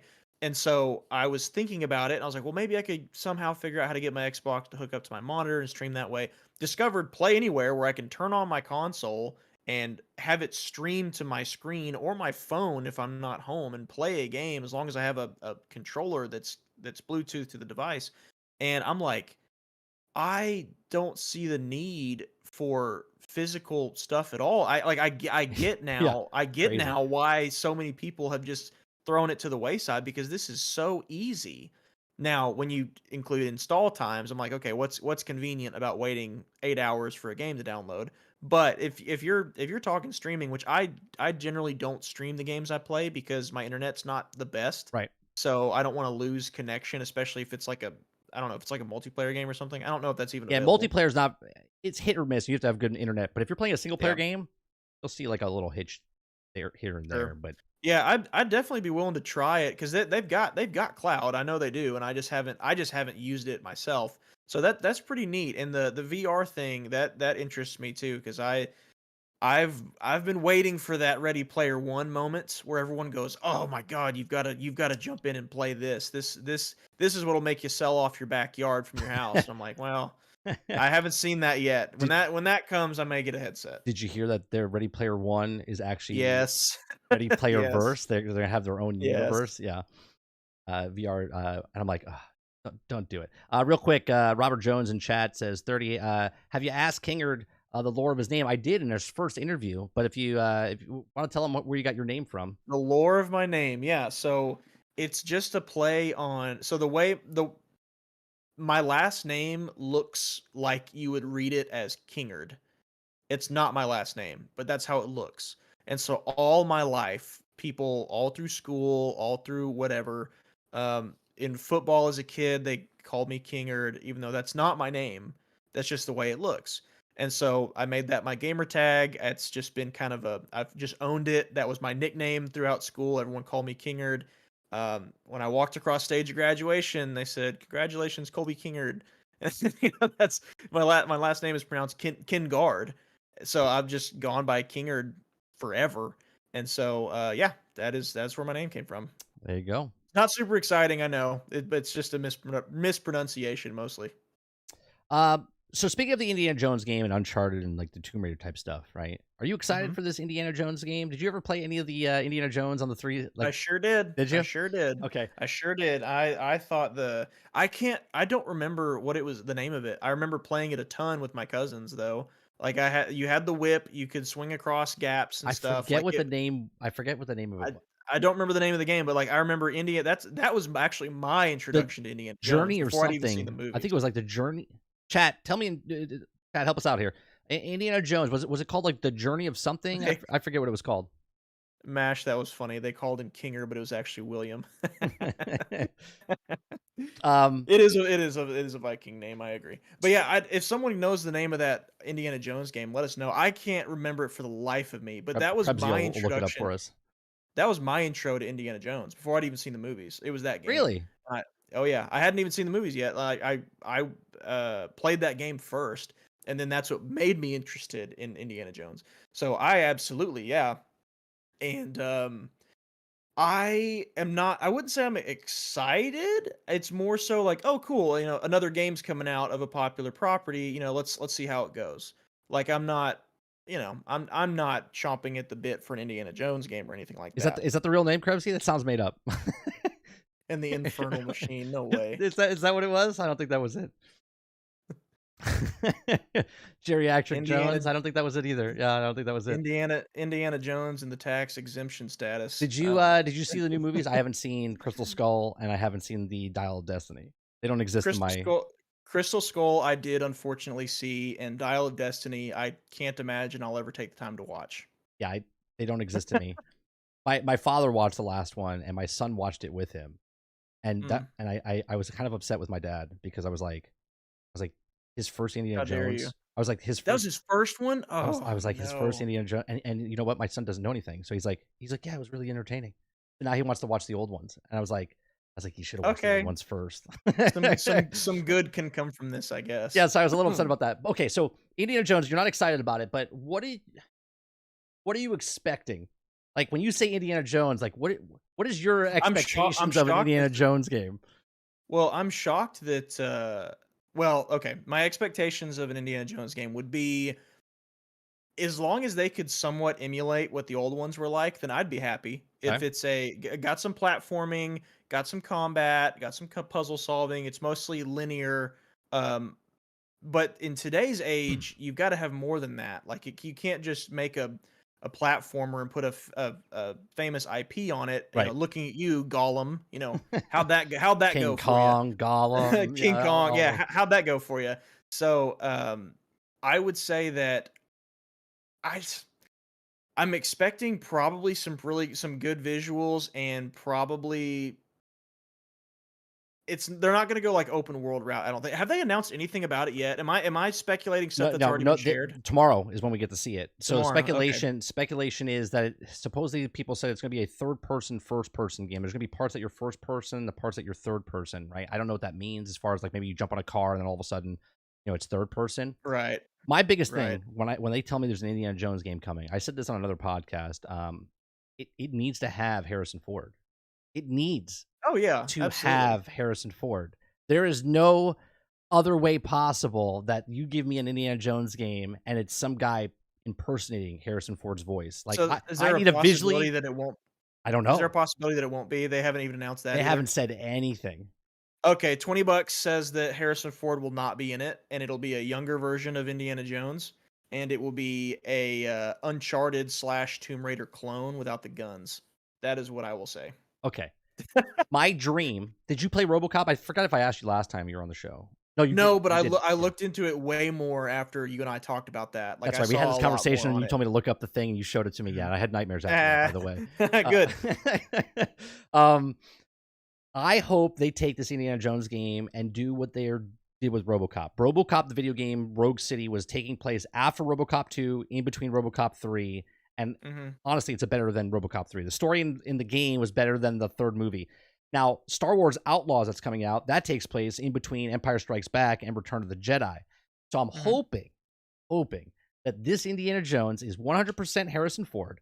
Sounds like him, looks like him, and it takes place after Tomb Raider. Uh, Jesus Temple of Christ. Doom. Temple of Doom and Last Crusade. I hope they put it in Mhm. between, like in some sort of adventure. Well, I guess Temple of Doom was the yeah. Okay, Yeah.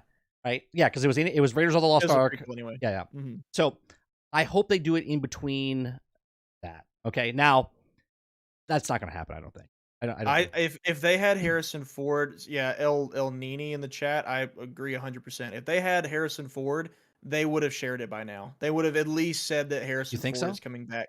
Oh yeah, They absolutely, I don't do. drop it You get tomorrow and be like, "Boom, Harrison Ford." no, No, that you don't they have your would have Keanu announced. Reeves moment at the Nope. direct. Nope, they would have announced it at the height of Dial of Destiny's marketing is when they would have done that because that's Mm. when Indiana Jones would have been the most relevant. Was I there a think they would have height of the Dial of Destiny? for of its marketing campaign, yes. Like the reception to it, no, absolutely not. But I think it's the same reason why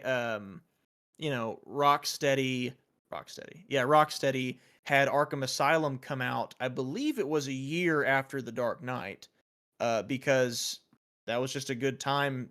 Batman was super popular. They Yeah. dropped that game, and the main villain was, of course, the Joker. A year after the Joker movie, so I think with this, Harrison Ford, that's such a slam dunk that they would not keep that close to the vest till tomorrow. Tomorrow, what they would do is they would have said way back when in an interview or whatever, Harrison Ford's going to be joining a game, or maybe had some kind of promo. Tomorrow would just be like the big gameplay reveal. That's all it would Yeah, be. They supposedly would have said, there's 10 minutes of, I don't know if gameplay, but they're showing some gameplay, 10-minute long. Like they're going to talk about it, show it, talk to the devs and whatnot. Krebsy Gaming says Harrison Ford is too old and might not be around for a potential sequel. Yeah, but here, I don't think he's too old. He's not acting in the game like as far as like physical labor here. Like he's just right. giving his voice and they scan his face in, right? You know what I mean? Like someone else could be the person. Maybe they just didn't want to talk to Harrison Ford. Maybe they didn't I even know ask him. he's Maybe probably he's such a grumpy old yeah. goblin Hey, that do you they want to do another didn't. Indiana Jones? He's like, go fuck yourself. Yeah, they probably were shaking to ask him to come back in that last Star Wars movie. So Just kill if me I were off, would ya? yeah, if I were the intern that got asked to call Harrison Ford to a meeting, I don't know if I'd do it. So maybe that's why they won't have him. Like it's uh he's like, just let me die already. Like just like Yeah, yeah, I for real. personally think they this is how they approach him. They go, look, Harrison, I know this is the last thing you want to do, another Indiana movie, but what about a video game? We just need to scan your face in, get your likeness into the game. I mean, technically, if Oh, Lucas they'll do that. if Yeah, they'll. LucasArts is part of this, technically they already Mhm, own his likeness. So they don't even mhm. have to scan him in because they already have his scanned in look because of Star Wars anyway. Okay. Mhm.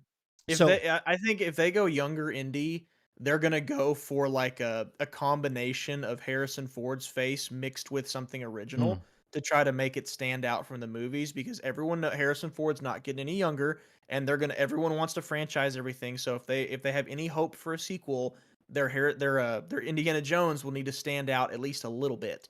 So I think it's kind of like the Spider-Man remastered and Spider-Man 2. You know how they kind of they made their dude look a little bit more like Yeah, they their Peter completely Parker. changed the actor. Yeah, Yeah, they made him look more like Tom Holland, but he's not Tom Holland. yeah. I think they will do that with this. It'll be reminiscent of Harrison Ford, but it will not be his Mm. likeness and it will not be his voice. That is what I would say. So That's my guess. here's another thing that popped in my head because Indiana Jones is supposed to be like this go on adventures, right? And Xbox likes to make games that are like sort of Game Pass related live service type of games, right?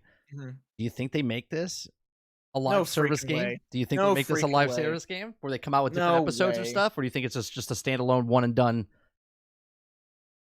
Oh, I I'm mean, I'm not saying really it is. I'm just having asking a yeah. question. I'm Well, asking a question. I'm sighing because I'm thinking like I wouldn't put it past AAA modern gaming to do that.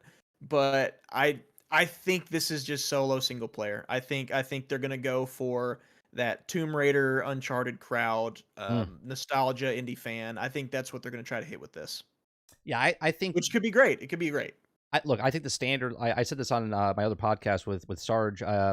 I think Indiana Jones has to hit the bar that Uncharted and Tomb Raider set. Hmm. Even though Uncharted and them are based off of Indiana Jones Hmm. in the real world, or in video games, but in video games now, Indiana Jones has to mimic and sort of steal what Tomb Raider and Uncharted have done because Uncharted, I don't know if you played through all the stories, but they're phenomenal. Those games are just phenomenal with gameplay, the puzzle solving, just everything about that game is really good. And Tomb Raider, I don't know if you played the last series of the reboot. Did you play I those? did. Yeah, Hmm.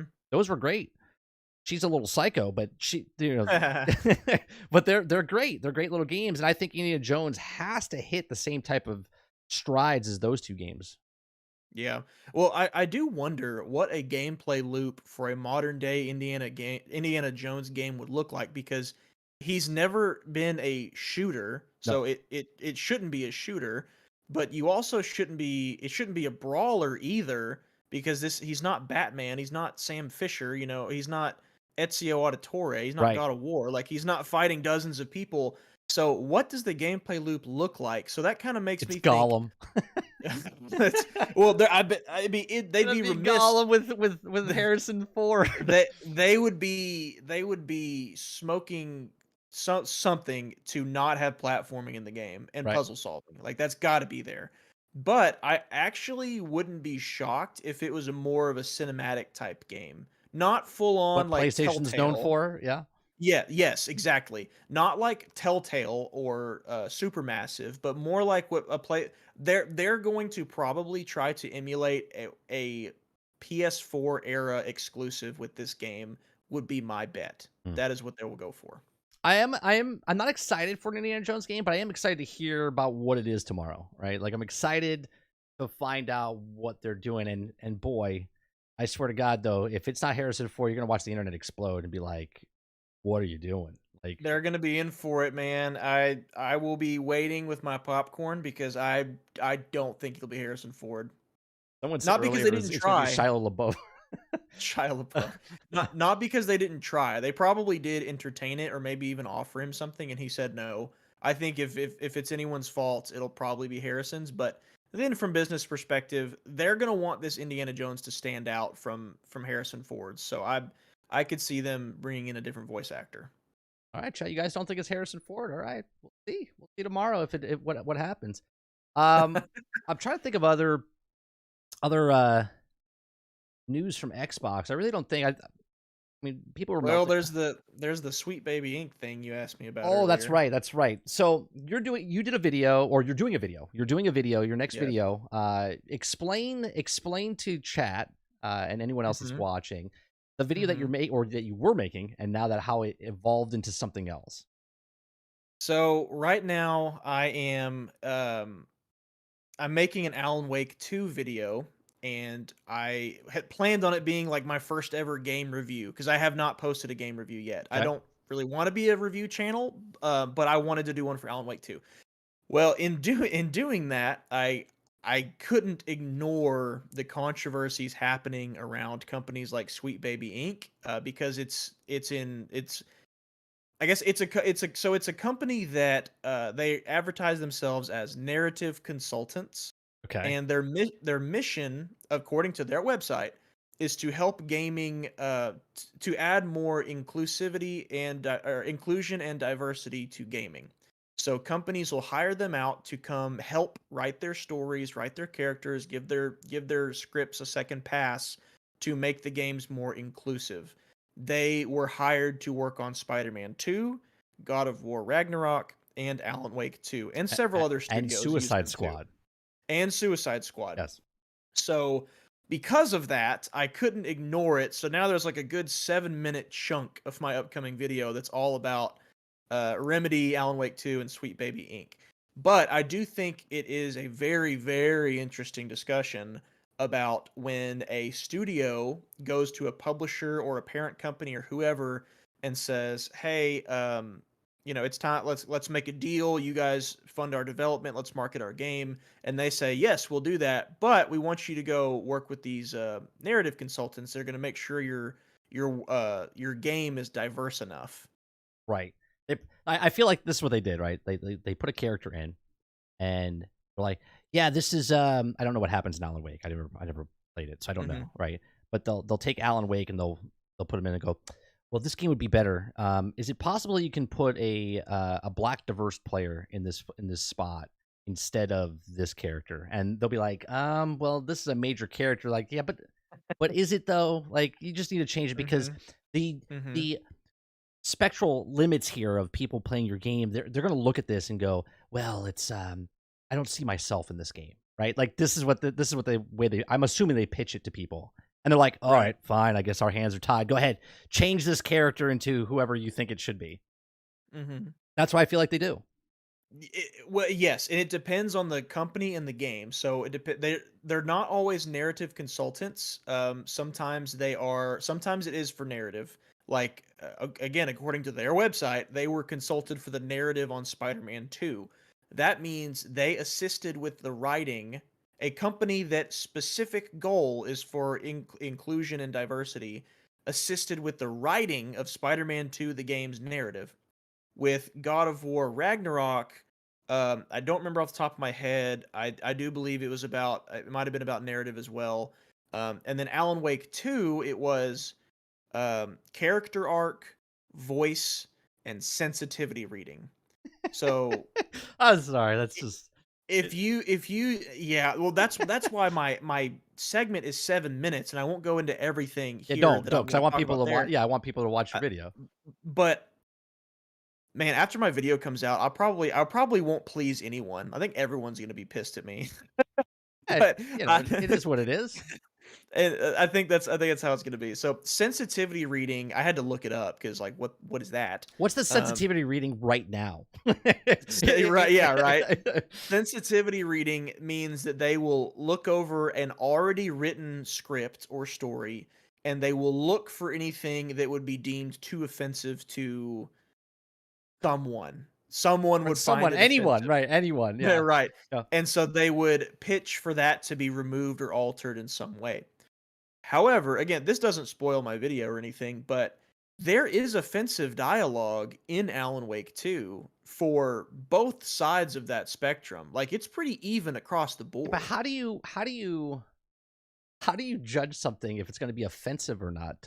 Because being offended is Mhm. literally nothing happens, right? Like if someone's offended, like if you said something right now that will offend me, like internally my Mhm. brain goes, I'm offended, right? But I technically am not offended because nothing actually happened in that moment. I just think Right. differently than you, and I'm offended that you Mhm. don't believe the same thing I do or whatnot. So, Mhm. isn't it very subjective to be like, Yes. this is going to be very offensive? Like to who? How do Right. you? How? It's like Right. Minority Report. Like you're trying to stop something from happening before it happens, and there's really no like if it did happen and someone goes, well, I'm offended. Like, can I be offended that they're putting this in? Like, do you Well, know what I mean? that's what's interesting to me because Alan Wake 2 has offensive dialogue.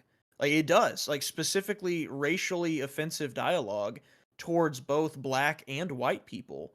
So I'm wondering how'd that pass the sensitivity reading? How'd that get in there? Because it's Interesting. there. It's there. It's very much there. So I do have a lot to say on it, and I think it's a lot less clear cut, specifically for Alan Wake 2. I'm not talking about. I haven't played Ragnarok or Spider-Man 2. I won't spoil it here, obviously, but I've heard some story choices in Spider-Man 2 that make me go, that sounds like narrative consultation from Sweet Baby Inc. But Alan Wake 2 specifically, there's there's an obvious race swapping that happened. Okay. It's a character, so you Main play character? as one of the main characters, Really? not Alan Wake. So there's two protagonists in the game, Alan Wake and a new character named Saga Anderson. She's an FBI agent. She's a black woman. Okay. Only problem with that is that Saga Anderson has been in a Remedy game before. Back in 2016, Saga Anderson was a white Scandinavian woman with blonde hair because Remedy is Oh, a that's Finnish company. close. Yeah, right. They're a Finnish company. They work out of Finland, and they hired a local. So, from what I can tell, anyway. Um, but the flip side of that coin is that Saga Anderson showed up as an Easter egg in a blink if you miss it side room TV screen that Okay. you could stop playing the game and go watch this fake movie trailer if you wanted And to. she's in it. That and she's in it as a white woman. So this wasn't a side character. This wasn't a main character. This wasn't a recurring character. It was an Easter egg character made for a minute long fake trailer in a video game from almost a decade ago that they race swapped They made it a here. cool Easter egg instead of making it an actual character in the game. Yes, it was an Easter egg instead of an actual character in the game. And so the principle of race swapping, I totally get why it turns people off. I do. I don't think every two cases are the same, but I do. Sure. I get it. And so with Saga Anderson, I'm like, who's got a poster of Quantum Break Saga Anderson over their bed? Nobody, because Oh, nobody. there's somebody So out there. There's somebody. maybe, but but like I said, my take on it in my video is probably just gonna make everybody mad. It's like I think everyone's gonna disagree with me on that. So yeah. So, Anyway, so there's that, and then hold on. character arc. I have a question real fast. So, is this Yeah. character's is the relationship between Alan Wake and that character, was it a major role in the first game? So okay, so this I don't is want you to go where too far if it's going to I be won't I won't I won't go too far down the rabbit hole. Saga Anderson did not exist in the first game. okay. She wasn't there. She wasn't there. However, when Remedy was making the first Alan Wake, originally the game was designed to switch between Alan Wake and an FBI agent as your two playable characters. Okay. They scrapped that and just had it focus on Alan Wake and left that on the cutting room floor. Okay. In Alan Wake 2, they got the opportunity narratively. It makes sense why the second character is brought in, so they bring in an FBI character. I personally see that as them finally getting to do what they wanted. However, now it's a black woman versus, maybe what the character would have looked like back in Mm, 2010. I don't okay. know. So that's, yeah. Saga Anderson didn't exist in the first Alan Wake 2, or in the first Alan Wake. Okay. Now, I didn't know about the Sweet Baby Inc. Until I was talking about Suicide Squad in one of my videos, and someone came in the chat and said, "This game's going to suck because of Sweet Baby Inc." And I was like, "The hell is that?" I was like, "I don't even know what you're talking about." Right? I was like, Right. "It sounds like a Right. vegetable company or something, like like a baby food company, like Sweet Baby Inc." Right? Mhm. And so I looked it up and I was just like, "Oh, okay." So they think because of the Poison Ivy character in Suicide Squad, because it's a child now and not Poison Ivy. And they think and this is the rabbit hole people are going down, because Harley Quinn in the animated series and the comic books has a relationship with Poison Ivy, okay, they think it's a little Sus. pedophilia, right? That she in this clip that they showed, they're like, I forget the quote that she says. She's like my girl or something like that, and they made it feel like it was sexual, and I didn't feel any kind of sexual tension whatsoever, right?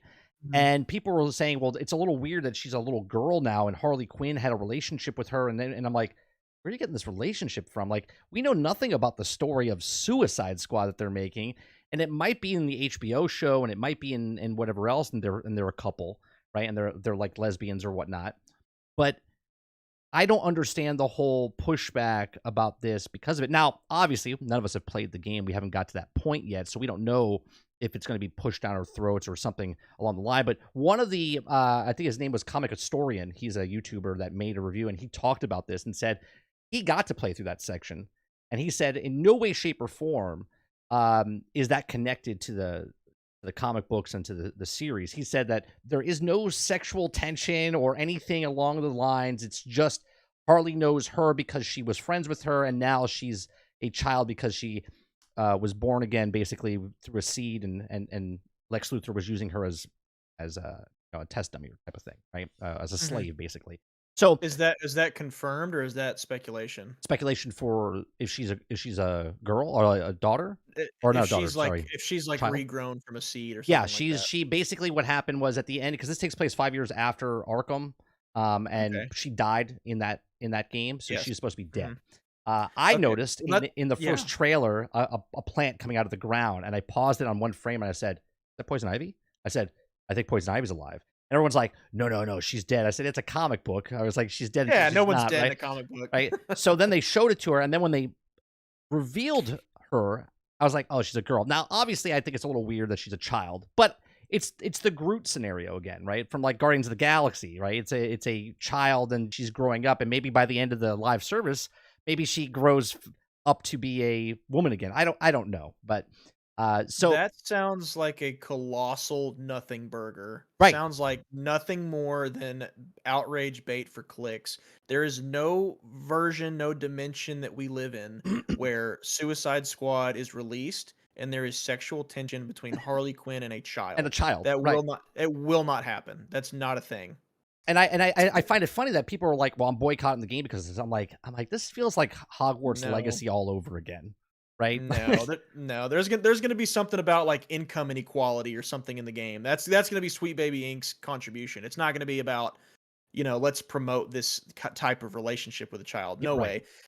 I mean, that makes sense to me if she's regrowing like from a seedling again. Like, yeah, perfect, makes sense. It would work for the canon. She died in Arkham Knight, Right. so And you she know. says that you know, that she doesn't remember them, like she doesn't remember Harley, but I forget the senses. She's like, my senses, my plant, whatever she uses, remembers you, but I don't. Like I don't know who you are, Well, type they of didn't even thing. there was no established relationship previously in the Arkham I series, think they were right? just And friends. No, I think they knew of each other, but I don't think they were like besties or anything like that. yeah, people got to remember that there's so many universes out there for this kind of Sh stuff. Like, you sure they might sh be lovers in the cartoon, Right. but that doesn't mean they're going to be She in She does you know. say when she's looking at the plant in the justice the Hall of Justice, she's like, "Miss, you're red," right? Maybe so it's implementing that she did know her and they were friends and she was Yeah. sad that she died, but other than Oh, that, I have no doubt will meet Poison Ivy as a kid. She'll grow up into be a woman, and then if Sweet Baby Inc has anything to say about it, they will probably be that relationship. right, from the comic books and Most and the series. right, they'll make a point to showcase that even if it probably doesn't really make sense in the Narratively live or service. anything like that, right. Yeah.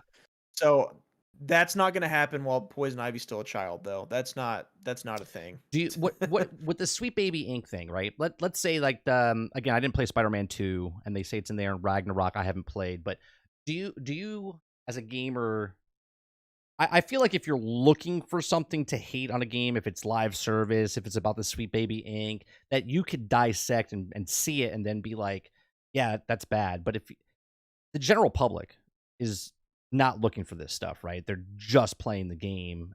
Right. And unless someone says something and they happen to watch a YouTuber say something about it, then they might go, oh, did it happen? Yeah, I guess it did, right? Like type of thing. But do you feel Mhm. it's a major concern if a company like this is injecting stuff like this into the So entertainment? so I would treat this just no different than the slippery slope that is monetization. I think right now there are instances where it's not a concern of mine. Like, I'll spoil just a tad. Alan Wake 2, I don't see any detriment to the product Right. because of their involvement. I don't. If what I'm seeing about Spider-Man 2 is correct, I do see detriment to the product from their involvement.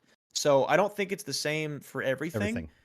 Everything. I think if you have a good story that happens to be more diverse, then fine. Yeah, let's I'm a consumer just playing a game at that point. But if I have a story that is altered so that it may preach to me socio-political commentary in the middle of my superhero game or my survival horror video game, that is when I think no longer does the product take priority, but the message does. Right. So, and people like to use the same old argument like, well, Star Wars was political. Well, yeah, it was, but it still holds up as a story on its own Exactly. without political messaging Right. shoved in your face. You don't have to be privy to what's going on socio-politically to enjoy Star Wars. With some of these things that are put out nowadays, like it is in your face. Like it is very much we're gonna make a comment and basically wink into the camera. Yeah. Like Star Wars, Yeah. Star Wars never did that. That was not a So, thing Star Wars did. sort of like in So Avengers Endgame, when yes, when the prime whole example. the last battle scene where all the women get together and they Prime example, yeah, absolutely. that's There the they forewent logic forewent, if that's a word, for, it the is now. logic Yeah. yeah, it is now. Forewent logic for the sake of a pandering scene. Right. Where are all the male characters? Did they all stop fighting? What happened? Why did where all the women come from? Were they not doing anything up to that point? Were they waiting for the camera to They turn weren't that fighting for direction? their lives or anything. Yeah, they were Right. So they tossed logic out the window for a 15-second shot to say that, "Hey, we love women." And that is when I'm like, "Okay, you're abandoning the merit of the product for the merit of the message." And I right. think when you do that, that's when it's a problem. So your question was, do I see it as a concern? Yes, because everything in AAA gaming is a slippery slope. Everything. Whatever we tolerate now, someone will try to push it just a little bit more next time. But not everything I see right now that even that they're Is involved in concerning. is I concerning, gotcha. right? Yeah, So get I feel the yeah, same way. I feel like it could be concerning in exactly how you put it, right? In certain cases. And then other times I think it's it's a nothing burger like you said. Like it's almost like and again it goes down to deeper values of what your family is and stuff like that, but like the Buzz Lightyear movie that came out or mhm, Lightyear that came out, they made a mhm, huge ordeal about two people kissing, right? It was the same mhm, almost ordeal as in Star Wars movie, the new ones that came out. I forget if it was 7, 8, or 9, but there was a kissing scene of two people in that as well, and people were like losing their mind. And if you blink, you would literally miss it, right? So right, it's stuff like that where I think the amplification of the media makes it worse than it actually is. mhm, And that I think that's more of a problem, the actual thing in the actual movie itself. Now, obviously, if you don't want your children to see it and you get to choose what you want to grow up or see or how to, teach your kid what's right or wrong or what's whatever. That's your business out there. But I think media itself, and you saw it through all of the Star Wars and all of the Marvel shows, they don't tell you a brand new show's coming out. They tell you the brand new show's coming out and it's the most powerful woman or the most powerful, they use the race, the gender to advertise the show instead of just advertising the show, right? They use that right. as the main purpose of selling that show or Miss game. Marvel trailer, to be Yeah, specific. yeah. That is to a T what that entire trailer was. By the end of it, I didn't know anything about the story that was gonna Exactly. happen. I didn't know anything about the character. I knew about Miss Marvel because honestly, the game introduced me to her. But from the TV show, I knew nothing about her other than her race and her religion. That Right. was it. Same with the new Echo show that just came out, right? Yeah, that too. I Yep. don't even know what her powers are. I just know that she's Native American and deaf. Just pick any power you can imagine. That's her power. Right. Right. She has the Yeah. It power. I saw. I didn't watch the show, but I watched the video talking about it, and I was just like, that was her powers. But okay, whatever. You do what you want, Marvel. once I heard Daredevil was only in one scene, I didn't bother. That was the What? only reason I would have been interested. He wasn't even in the scene. He So wasn't in the scene? no, so they did advertising. They did an ad. I think it was like a minute long fight scene between her Yeah. and Dare. That never happened in the show. Really? They baited people with that scene to watch Mm. the show, and and that part never happened in the show. That's the same reason why I tuned into She-Hulk because I wanted to see Daredevil, and that they shouldn't have done that because the casual viewer that liked Daredevil like me saw She-Hulk and was like, "Yeah, Marvel's gone down the drain. Yeah, yeah, Marvel's garbage now." yeah. So well, now I already wasn't planning on watching Echo anyway, but now that I heard that, yeah, especially not gonna do it. Yeah, I stopped watching. My last movie that I watched in theaters was Doctor Strange and Multiverse of Madness, and I Mm, felt so let down at the end of that movie because I watched WandaVision, I watched Loki, I watched all the shows leading up to it. Right, I watched mm. Spider-Man, great movie. Doctor Strange, I enjoyed the movie, but I went, what was the point of watching WandaVision? What was the point of watching all these shows when this movie didn't say anything or fix anything or complete the story? And they just passed the baton over to the next thing, and they never answered. I was like, this is a waste. I said I stopped. So I stopped watching all the Marvel shows because I was like, there's no reason to watch these. They don't fill in the gaps. They don't do anything. They just kind of keep you. Apparently, Multiverse of Madness was written before WandaVision was complete. Writing was complete.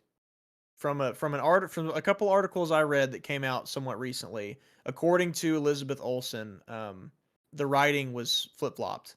So that's why there's a lack of continuity there. Real quick, Beast of Darkness says, Mike, you're wrong. Daredevil is in it. Like I said, I didn't watch it, and the people that I watched, multiple people said that that scene's not in the show. So if he's in Mm. the show, fantastic. If I wanted to see Daredevil and I saw that advertisement, then I saw all the Daredevil that was in the show, correct? What it sounds like. Right? So Daredevil's Yeah. not in the show. Even if he is in that scene, he's nowhere else in the show. Is that correct, Beast? Right? I'm okay being wrong. I just Sounds like worst case scenario, he's not in the show. Best case scenario, he's in it for one the scene that you poorly saw for the choreographed advertisement. fight scene. Yeah. A poorly choreographed fight scene, I might add. Yeah. It looked terrible. Okay, so he says correct. Okay, so that scene is in the show, but he doesn't show up anytime other than that scene that you. So if you're waiting for Daredevil to come in the show, you don't have to watch it. You could just watch that clip that they Mhm. showed for advertisement. That Fantastic. that might actually successfully make me rewatch Daredevil, though. It's a great show. Oh, I'd love to watch it again. I think Daredevil on Netflix is one of the best. Season 1 of Daredevil is the best comic book series, like live action. Like Oh, man, it's amazing. all I'd seen up to that point, was CW shows. I think Arrow and Flash were the only things out at the time when Mm, Daredevil came out, and I remember watching the first episode of Daredevil and going, I was like, "This is what Arrow wanted to be. yeah, Like, this yeah. right here is what it wanted to be." Daredevil's the second best. Sorry, Mike. Punisher's above it. They did a good job with Punisher too. Season 2 is still really fun. I mean, I Well, like Jonathan, but that the reason Daredevil sticks out more for me, Travis, is because nobody was doing what they were doing with that series. Like that series was like the groundbreaking moment, and then each series, oh, he's talking about Punisher the yeah, series. the Gosh, series, yeah, he's I'm talking about the sorry, series. Travis. I thought the Punisher series was awful. Oh, The last 2 episodes. the movies were terrible. Oh yeah, they were, but Yeah, they were fun terrible yeah, though. Not the second one. The second one was just terrible, but the first one was a fun terrible. The one with Thomas Jane, like bad movie but entertaining movie. Whereas the Punisher show was, I think, 10 episodes in its first season, and nothing really happens until episode like 9 out of 10. And that was when I was like, "Oh, this is really good." But that first 8 hours of my life it required me to get here, I don't think was worth it. yeah. So, that was my take on it. I hear season 2 was actually pretty decent though. I don't know how many seasons there were, but I Well, heard season 2 was pretty well, decent. the game gets better 100 hours in, so the show Right, gets better right. season 2. Yeah, Lurker, Dolph Lundgren for the win. Uh, I think I think they even try to bring people in for this Echo show because of it was also a mature rating. I think it was the most not mature. It was rated R, I believe, right? So, but there was no moments in the show that needed to be rated R. The mature rating for Disney Plus. They're like they try to bring you in with Daredevil. They try to bring you in with the more edgy, but none of that really panned out for them. So Right. they're being seen. And that show was supposed to be 8 episodes, and they cut it down to 5. And it was supposed to be a weekly thing, and they just threw them all out there at once. So Probably because that should tell you what yeah, they thought about the show. they probably thought knew it was garbage, so they went ahead and just tossed it out there. I mean, yeah, Yeah, best thing I could think of. yeah, basically. I'm trying to think of anything else that I wanted to bring up. I can't think of anything else. Is there anything that you wanted to bring up or talk about? Um, well, Anything that you're looking forward to playing or anything like that coming up? I still want to see more about Star Wars Outlaws. It supposedly got pushed back. Well, actually, Again? no. They never gave us a date. There was a rumor Oh, that's last true. year that said it was supposed to come out early 2024, and people were Yeah, speculating yeah, like that's March or April time. mhm. And then there was an article that said that a game got pushed back that Ubisoft was making, and it was going to be late 2024. And then Disney came out with a thing saying late 2024, and then Ubisoft came out and said, no, no, no, it's not coming out late 2024. It's just coming out in 2024. So they don't tell you an actual date, which I'm okay with. Yeah. But at the same time, I'm really interested. I still thought we were looking at early 2024, so that stinks to hear about. That's a shame. But a delayed game is eventually good, but a rush game is forever bad. So, you know. No, that's out the door. I mean, because if a rush game is what's the quote again? If it's A delayed game is eventually good, but a rushed game is forever bad. But that was also stated before live service was a thing, right, which and now is not live services, a game is crap when it comes out, and it's still crap 3 years later. right. I don't have high hopes for Star Wars Outlaws, but I am Really? intrigued.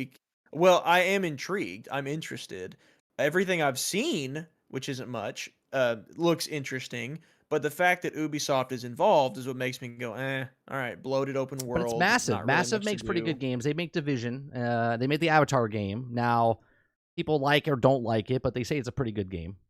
Well, Avatar, I predicted it would be basically Far Cry with Avatar skin. Yeah. And from everything I've seen, that seems to be the case for the most part. Travis will But come in and say you're wrong in just about 5 seconds. Don't worry. but the division, it had so much potential. I think the execution was off, but it had potential. And I think if you expanded on the division and turned that into somehow some kind of Star Wars setup, that could be extremely cool. So, there's not I mean, correct me if I'm wrong, but like I don't really know of many high profile games on the way right now outside of our announcement for Indiana Jones tomorrow, Star Wars Outlaws, Suicide Squad. I mean, what else? What am Um, I missing? there's they're like high profile, but there's games out there like Stellar Blade, Ah, Travis said I was right. Stellar Blade. Oh, He's right, but that's what I wanted, so I'm good. oh well. Look, he said you're right just because I said he was gonna say you're wrong. That's all. That's the only reason Travis just did that. Um, I don't know about there's no well, Final Fantasy VII Rebirth is coming out. Mhm. Stellar Blade is coming out. Not that chat. Is there anything really big coming out this year that everyone see? I'm looking forward to Outlaws just because I'm a Star Wars fan, and I really like the Yeah, way yeah, same. they're doing it. And Outlaws reminds me of like what a Star Wars Red Dead Redemption would be. Well, all day. Sign me up for that. That'd be I don't I've been of the strong opinion for the majority of my life that I do have to have a lightsaber in a Star Wars game to have fun, but my mind has shifted, it's changed. Honestly, kind of thanks to Starfield because I was like, you could and Red Dead 2 cuz Red Dead 2 was the first time I played an open world game where I didn't feel like I was the savior of everything. Right. Like everyone has a problem and they can't possibly fix it until I show up. And that was refreshing. It was like the world feels more real. Like think even just Skyrim. Yeah. Like the entire planet would collapse if it weren't for your character showing up to save everybody. So if there's a Star Wars game where you're not the most powerful kid on the block, you don't have a lightsaber, you're one of many just people living in this galaxy. I think that could be extremely cool. Yeah, I'm definitely that's one of my favorite things. Um, just about Star Wars, I like people are like it's a Han Solo ripoff or whatever, and I'm like I don't think it is. I think the original. They think Outlaws will be a Han Solo Yeah, they ripoff? think K Vest the character is just a Han Solo I'm ripoff. I'm fine if it is. That Yeah, sounds great for but a that's what video I game. said. As long as yeah, who cares? I S mean, that sounds like the perfect recipe for a video game protagonist. What are you talking about? yep. Yeah. I think a lot of the games that you're saying, like Eclipse, you're saying like Black Myth. Black Myth, I think, is big within that realm of people that like those type of games. But I don't know if that's a. And it's nothing against Black Myth Wukong, right? I don't know if that's the massive hit that everyone's looking for, right? Even Hellblade 2. Hellblade 1 sold, I think, what, like 5-6 million copies, which is nothing to shake a stick at, right? Like it's phenomenal. But the bigger picture is it didn't sell like multi-millions of copies. You know what I'm saying? You're talking Hellblade, Senua's Sacrifice, Yeah, the first the yeah, Xbox exclusive? yeah. Dude. That is I have never fought with myself to get through a game more than I Oh, did you didn't on like it? Hellblade. I never played it. Mm, I didn't play it. it is one of those, like, that game helps solidify video games as an art form, Mhm. but that is the visuals are great, the graphics are amazing. It's got some very neat mechanics with her mental issues and how that translates to what you're hearing and what you're seeing. But as a video game that you play to get from start to finish, I had to force myself to beat it. I was that bored, and I haven't gotten bored in a video game in a You're not long the first time. person I actually heard say this. Now there are people that really like it, of course, just like anything. But yeah, it's never intrigued me. Like I was more impressed with the sound design that they did for that game than the Yes. game itself. Yeah. Yeah. It's yes, the graphics and the visuals and the sound design are second to none. Phenomenal. But as a game, it was a slog from my opinion. It was a Yeah. slog to play. There were combat sequences, like they do exist, but they are few and far between. And goodness, it felt like I was just speed running falling asleep. Like that's what I was trying to do playing that game. I know what type of games I like, right? And I have a very uh different taste than most people, right? Like I play trucking games and stuff like that. I'll play like sim type games. I'll play stupid games just because they're fun, right? And I don't want to sit through a game that's what you just described to me. I have no interest in that game, right? Like I would rather, and my chat can, contest to this. I would rather take a truck in SnowRunners. You ever play SnowRunners? Yes. Okay. People get super aggravated with that game, but I would rather go up a 90-degree hill with a trailer on the back, towing up a thing, getting up there for 45 minutes than to Oh play my god. a Dark Souls game, right? I get aggravated with Dark Souls because when I was a kid, I played a lot of games that were super tough because they had to be because that was it. It was a short Mhm. game, right? So I get very irritated really quickly with a game like SnowRunners. I'm not going against a boss. You know what I mean? So it's just like the Mhm. world, and I'm just like kind of just taking my Yeah, time. there's not an antagonist you can be Yeah, mad at. yeah, exactly. So I'm weird like that, but I'll play different games just to have fun. Like I'll try Pal World. Like I want to say it's Pal World, Well but I can assure you I will not play Hellblade. yeah, I can assure you Hellblade is not fun. It is a very impressive tech demo for their visuals and their sound design, but it is not fun. There's nothing fun about that game. So, The thing that I like about Elden Ring, Travis, is that, and I said this when I first started playing, never was interested in the Dark Souls type of series because it's very linear and you just fight bosses. What I liked about Elden Ring was that I could go wherever I want and pick and choose where I want to fight and explore and find things, and that was intriguing to me. Like I never finished Elden Ring. I never beat the boss. Right? I think I only beat like maybe five bosses, but I love exploring the world and doing certain things. But I actually never completed the game. I could copy and paste what you just said. I mean, that's yeah, I tried every Dark Souls, everything, except Bloodborne. Bloodborne's the only one I haven't tried.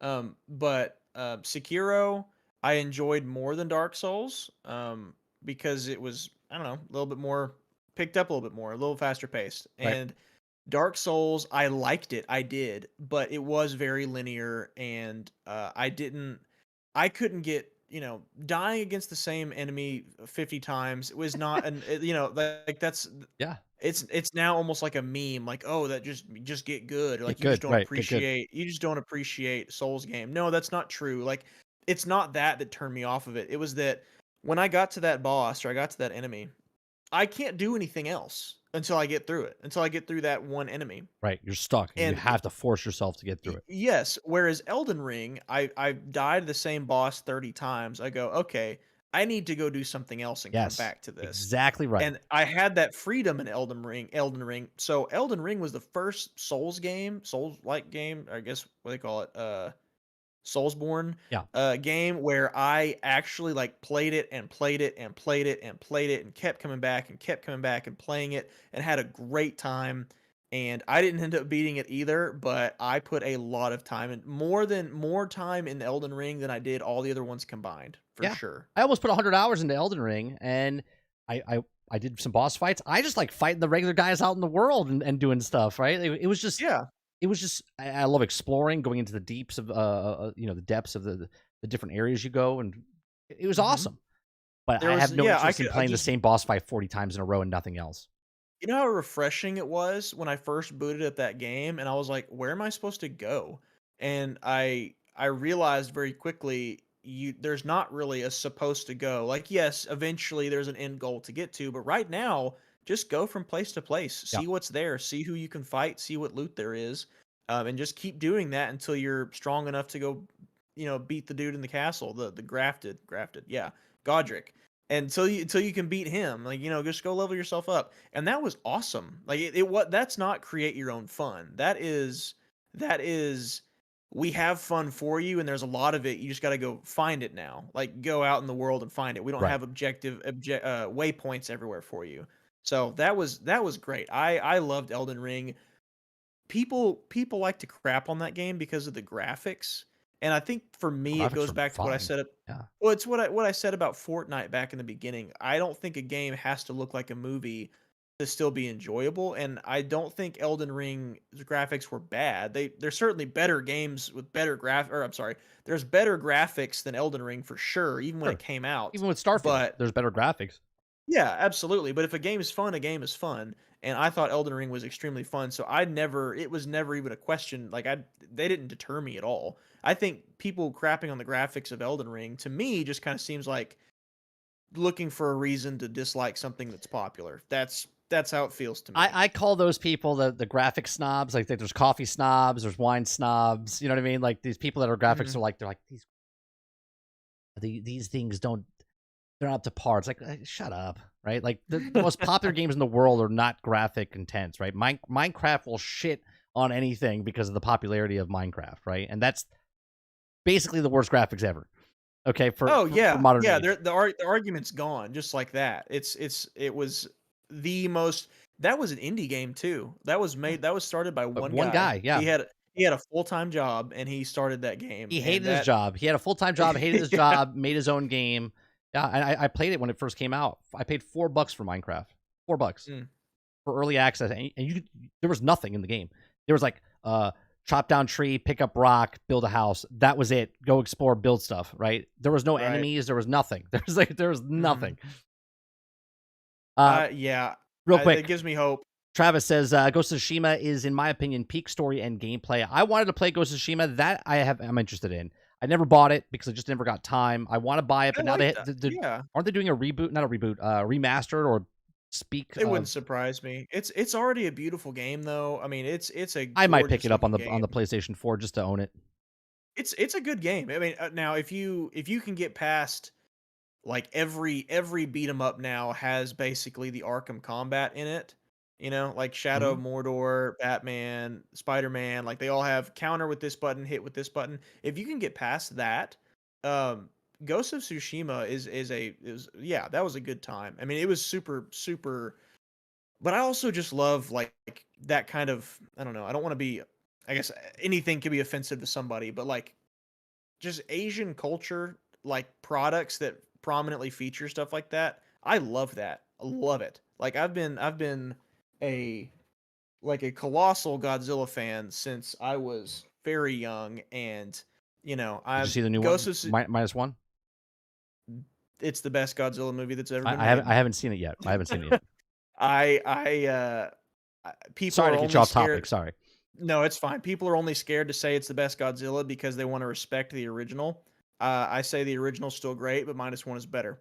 Anyway, Ghost of Tsushima, that was the first thing about it that stood out to me was like the aesthetic, the visuals, and I didn't even know what the gameplay was like when I started playing it. Like that's how much I love that stuff. Hmm. And it just happened to also be a really good game. So it's a good one. It's a fun one for sure. I'll pick it up. Lurker says graphic snobs are like vegans or jazz fans. Yeah, jazz fans music or Utah Jazz fans? Which one are you talking about there? Hey, Um, I listen to some jazz whenever I'm working, but I wouldn't call myself a fan. I used to play jazz, so I used to be a trumpet and Nice. sax player. So let's see, Krebsy and Beast of Darkness, a director's cut has been out for years. People are waiting for the sequel to be announced. Oh, that's right. They came out with the director's cut on PlayStation 5. That's correct. Oh, Yeah. so there's already a remastered, basically, right? Director's cut. It's not a remastered. It's just with the Add more DLC. Yeah, content. Mm, more content. Yeah. gotcha. All right. I think chat. You have any questions? We're gonna wrap it up here. If you have any questions for us, go ahead and pop them in the chat. Put either at Kingerd or the Kingerd or at 30. If you have a couple, we'll take a couple of questions and then we'll wrap this up. Yeah, Rise of the Ronin, Travis. I am looking at that. That's exactly what I'm talking about. Is like that kind of stuff gets me excited. Yeah, I'm this year. I have 3 games to be excited for. One is coming out 2 weeks, which is Suicide Squad. Two is Mhm. Outlaws, which we don't know when it's coming out, but it's supposedly this year. And the third one doesn't even have an announced date, and I'm super excited for Transformers Reactivate. And those are my 3 games that I'm excited for. And one of them, my I haven't heard of trans, Transformers Reactivate. Transformers Reactivate. They showed a trailer, a cinematic trailer last year at the game, not this past Game Awards, but the year before. Okay, and it was being worked on by Digital Extreme and I forget the other company's name. Now it's Splash Damage. I forget what the other Okay, company's so name. not the guys who did War for Cybertron. No, no, that's High That game was Moon. great. Yeah, that's That was High fantastic. Moon. Yeah, Yeah, that game was great. I literally just bought it again. Mm, I had to find it, and I went so many places, and I picked it up for $48.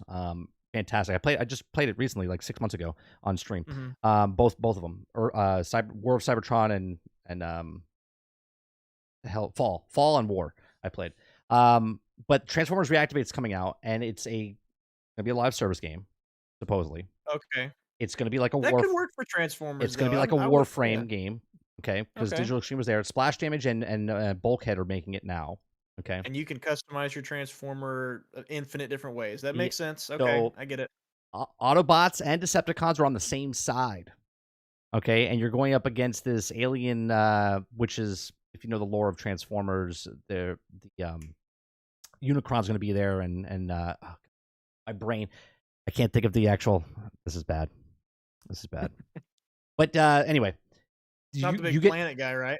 yeah, it's yeah, Oh, it is. yeah, yeah, Oh, nice. Okay, I can't remember the name either, but I know it's a planet. So yeah, yeah. What's it called? Ultron, not Ultron. Yeah, Ultron. not No, Ultron. Ultron is no, Jesus Christ. Marvel. Here's the problem with my right. I had COVID a couple years ago, and it literally Uh-huh. affected my brain. Like I get this cloud of stuff where I can't remember shit, and it Mhm. irritates me like beyond belief. Um, I can't think of it.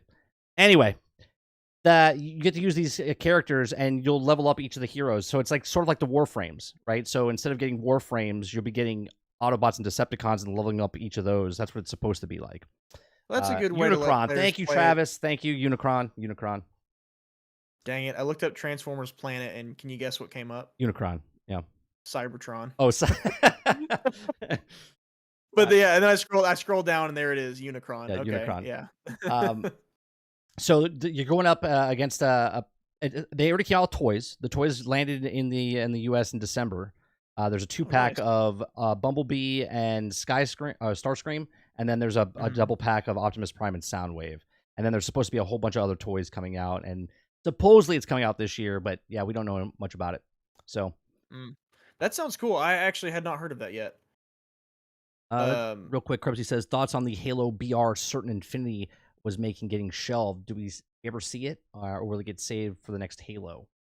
so the news on that was a little misleading because this has been known, at least in the Halo community, for the last year, that they were working on something. It was rumored that it was a battle royale. No, that was never confirmed. They were working with Certain Affinity, a different company, and they were doing it in Slipspace Engine, which is the engine 343 Microsoft created for Halo Infinite. We also knew that the engine created so many problems that they were going to be moving any future Halo products to Unreal Engine 5. That included this rumored project. It was codenamed Project Tatanka. Everyone assumes it was a BR because that would make the most sense as to what it was going to be. So we knew a year ago that they were no longer doing it the same way, and that instead they were likely just going to take the work they'd done on that and use that as a starting point for another Halo game entirely. Instead of it being a standalone BR experience, they were gonna, or I'm sorry, instead of it being a Halo Infinite BR experience, they were gonna make it a standalone thing. And we've known this for about a year. Now the larger outlets have been reporting on it, saying, "Oh, Halo Infinite BR mode scrapped." Well, that's true and it's not true. Like there's BR modes in the game right now that were built in Forge, which again that's Right. fan made, so take that as you will. But they're fun. They've got enemy AIs running around. It's fun. But the way that it's being reported on makes it sound like the mode just got canceled just now, and they've been working on their own version of Warzone or Fortnite, and that's not the case. They're still working on something even today, just not in Halo Infinite's engine anymore. It's going to be its own separate thing, which may or may not be a battle royale. It might be something totally different for all we know. It's the rumors have been from BR to extraction shooter to um uh new game entirely, or stuff like that. So it's not like a BR got canceled. It's more like they stopped making it an add-on to Infinite, and they stopped this a long time ago, and it's just now being reported on as though it's brand new news. So Interesting. if if that's the lore for everyone that wants to know about what's going on in the Halo community. Okay, so the word I was looking for the Transformers reactivate, the bad guys are called the Legion. Okay, so that's the bad guys in the game that you're going to be going up against, Legion. which a lot of people think they're the quintessence, which is you ever watch the old 80s movie of Transformers, the 80s film? Where Optimus dies? That's correct. Yes. Okay. So you remember the guy, you remember the bad guys that would turn, he had multiple heads, multiple faces, and he would turn? Or is that Legion? No, well, they're the quintessence, but the legions Okay. in this game, people think that's who's Oh, that's who okay. is running them. Like they're Right. part of that. Oh, That's all that's speculation. yeah, that is I don't remember a ton about that movie. Obviously, I remember Optimus dying. That was one of the saddest days of my life when I was a kid. Yes, yes, yes. Somebody asked me about Neo. I'm gonna be honest. If I'm thinking of the right game, Neo, that's the one that's on Game Pass, right? Are you familiar with that one at I am all? not. Nioh. It plays exactly like a Souls game. To me, like straight up, it was a Souls game. I mean, let me just double check, make sure I'm thinking of the right game here.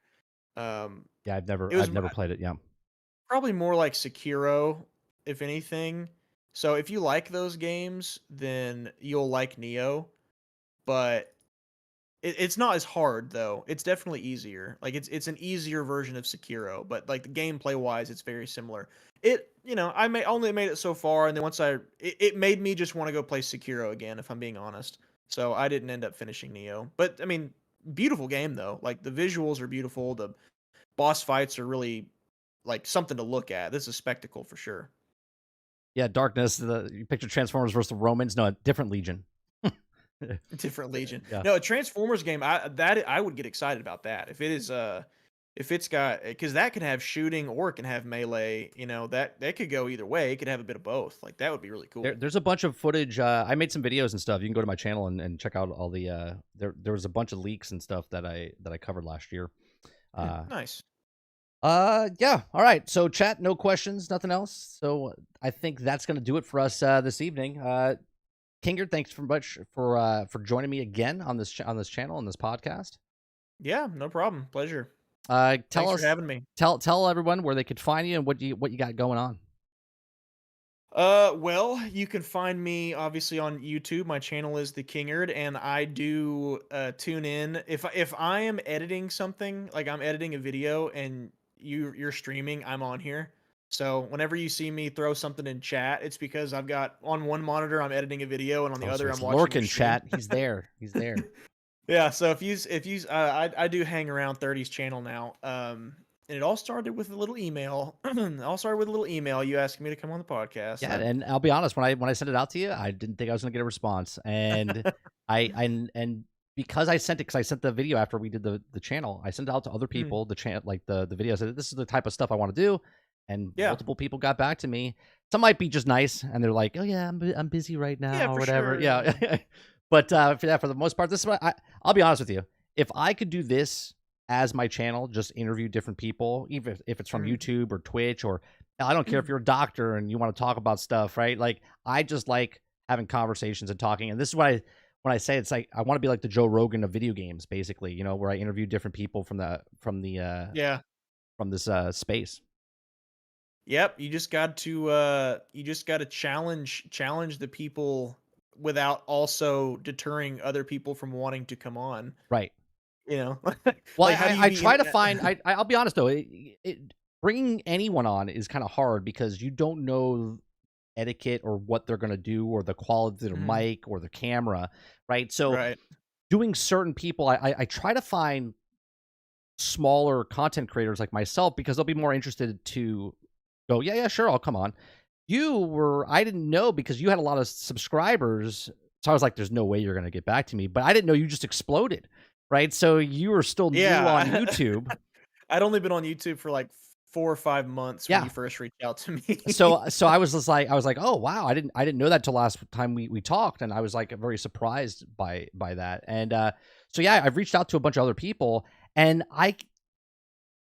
sort of because I worked in the film industry and talent and stuff, and I would make shows and stuff, like, I have an act to find people that are good speakers and talented, like, to have an actual conversation with, right? Like, Mhm. Joe Blow that just has a channel that's out there is like, "Yeah, pick me," and it's like, "Yeah, you have no couth," you know what I mean? Like, there's no you have to hit a certain, area, like, I could go back and look at my past broadcast from, like, 7 years ago, I was terrible. Terrible. Okay? And now as a person, I'm still terrible, but I'm better at it was than I was at 7 years ago, so Well, I guess to finish answering the earlier question, I do have a Twitter as well. I'll be honest, I'm not super active on there.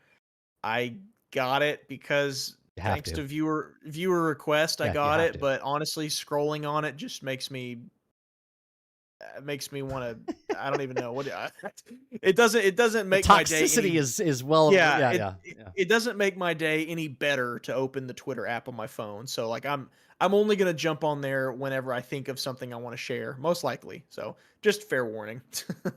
Yeah, so check him But out anyway at the Kingerd, right? Check him out on his YouTube, youtube.com. It'll be actually I think it's already in the description down below, and you can also click on his name in the chat if he puts it in the chat. Just say hi in chat. They can click on your name as well. Give him a sub, give him a like, give him a follow, whatever it is. He makes really good content. He did the Call of Duty video. I don't want him to talk about that video on the thing because I want you to go watch that video. I was actually gonna watch it on stream and comment it, but I was like, "You know what? do it, I do know, it, that'd but be since you're on now I'll do it next week because it's been out for a okay. couple weeks, and because I don't like watching even though I'm a small channel, I try not to Mhm, take views away from people, you know what I mean? Because mhm. that's a big thing, like, when you first put it out there, then it plateaus off, and then you Well, more you've almost got 2,000 subscribers, so, I mean, even if every one of your subscribers tuned in, I mean, that's still a lot of views to me too. Oh, You know, absolutely. like 2,000 views Am I there already? is Really? We're almost at 2,000? yeah, you're at 1.78. I mean, you're close to 2. You go. My videos the last couple weeks because Suicide Squad, we almost got 100 in the last week, so that's the biggest I've grown in quite some time. 100 new subs from 100 that new video? subs, yeah, from the Wow. last week, yeah. Wow, that's great. By That is this great. time, I'll hit 1,000,000, by the time I'm, like, 72. It'll be fantastic. Right.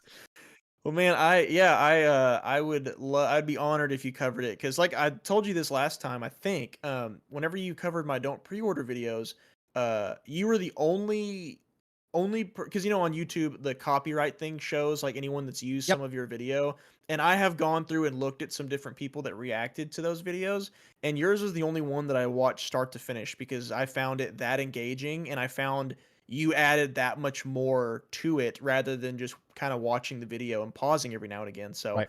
I would love if you watched my Call of Duty video, because I would then in turn watch your stream on it to hear what you had to add to that. So Okay. yeah, Yeah, we'll watch it. We'll watch it sometime next week. Yeah. cool.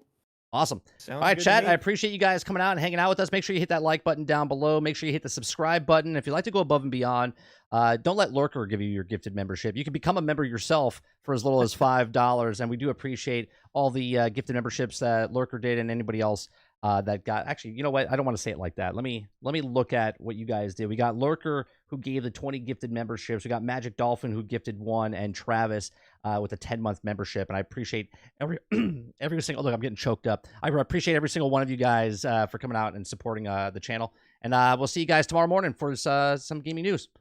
Peace out. Yep. See you guys.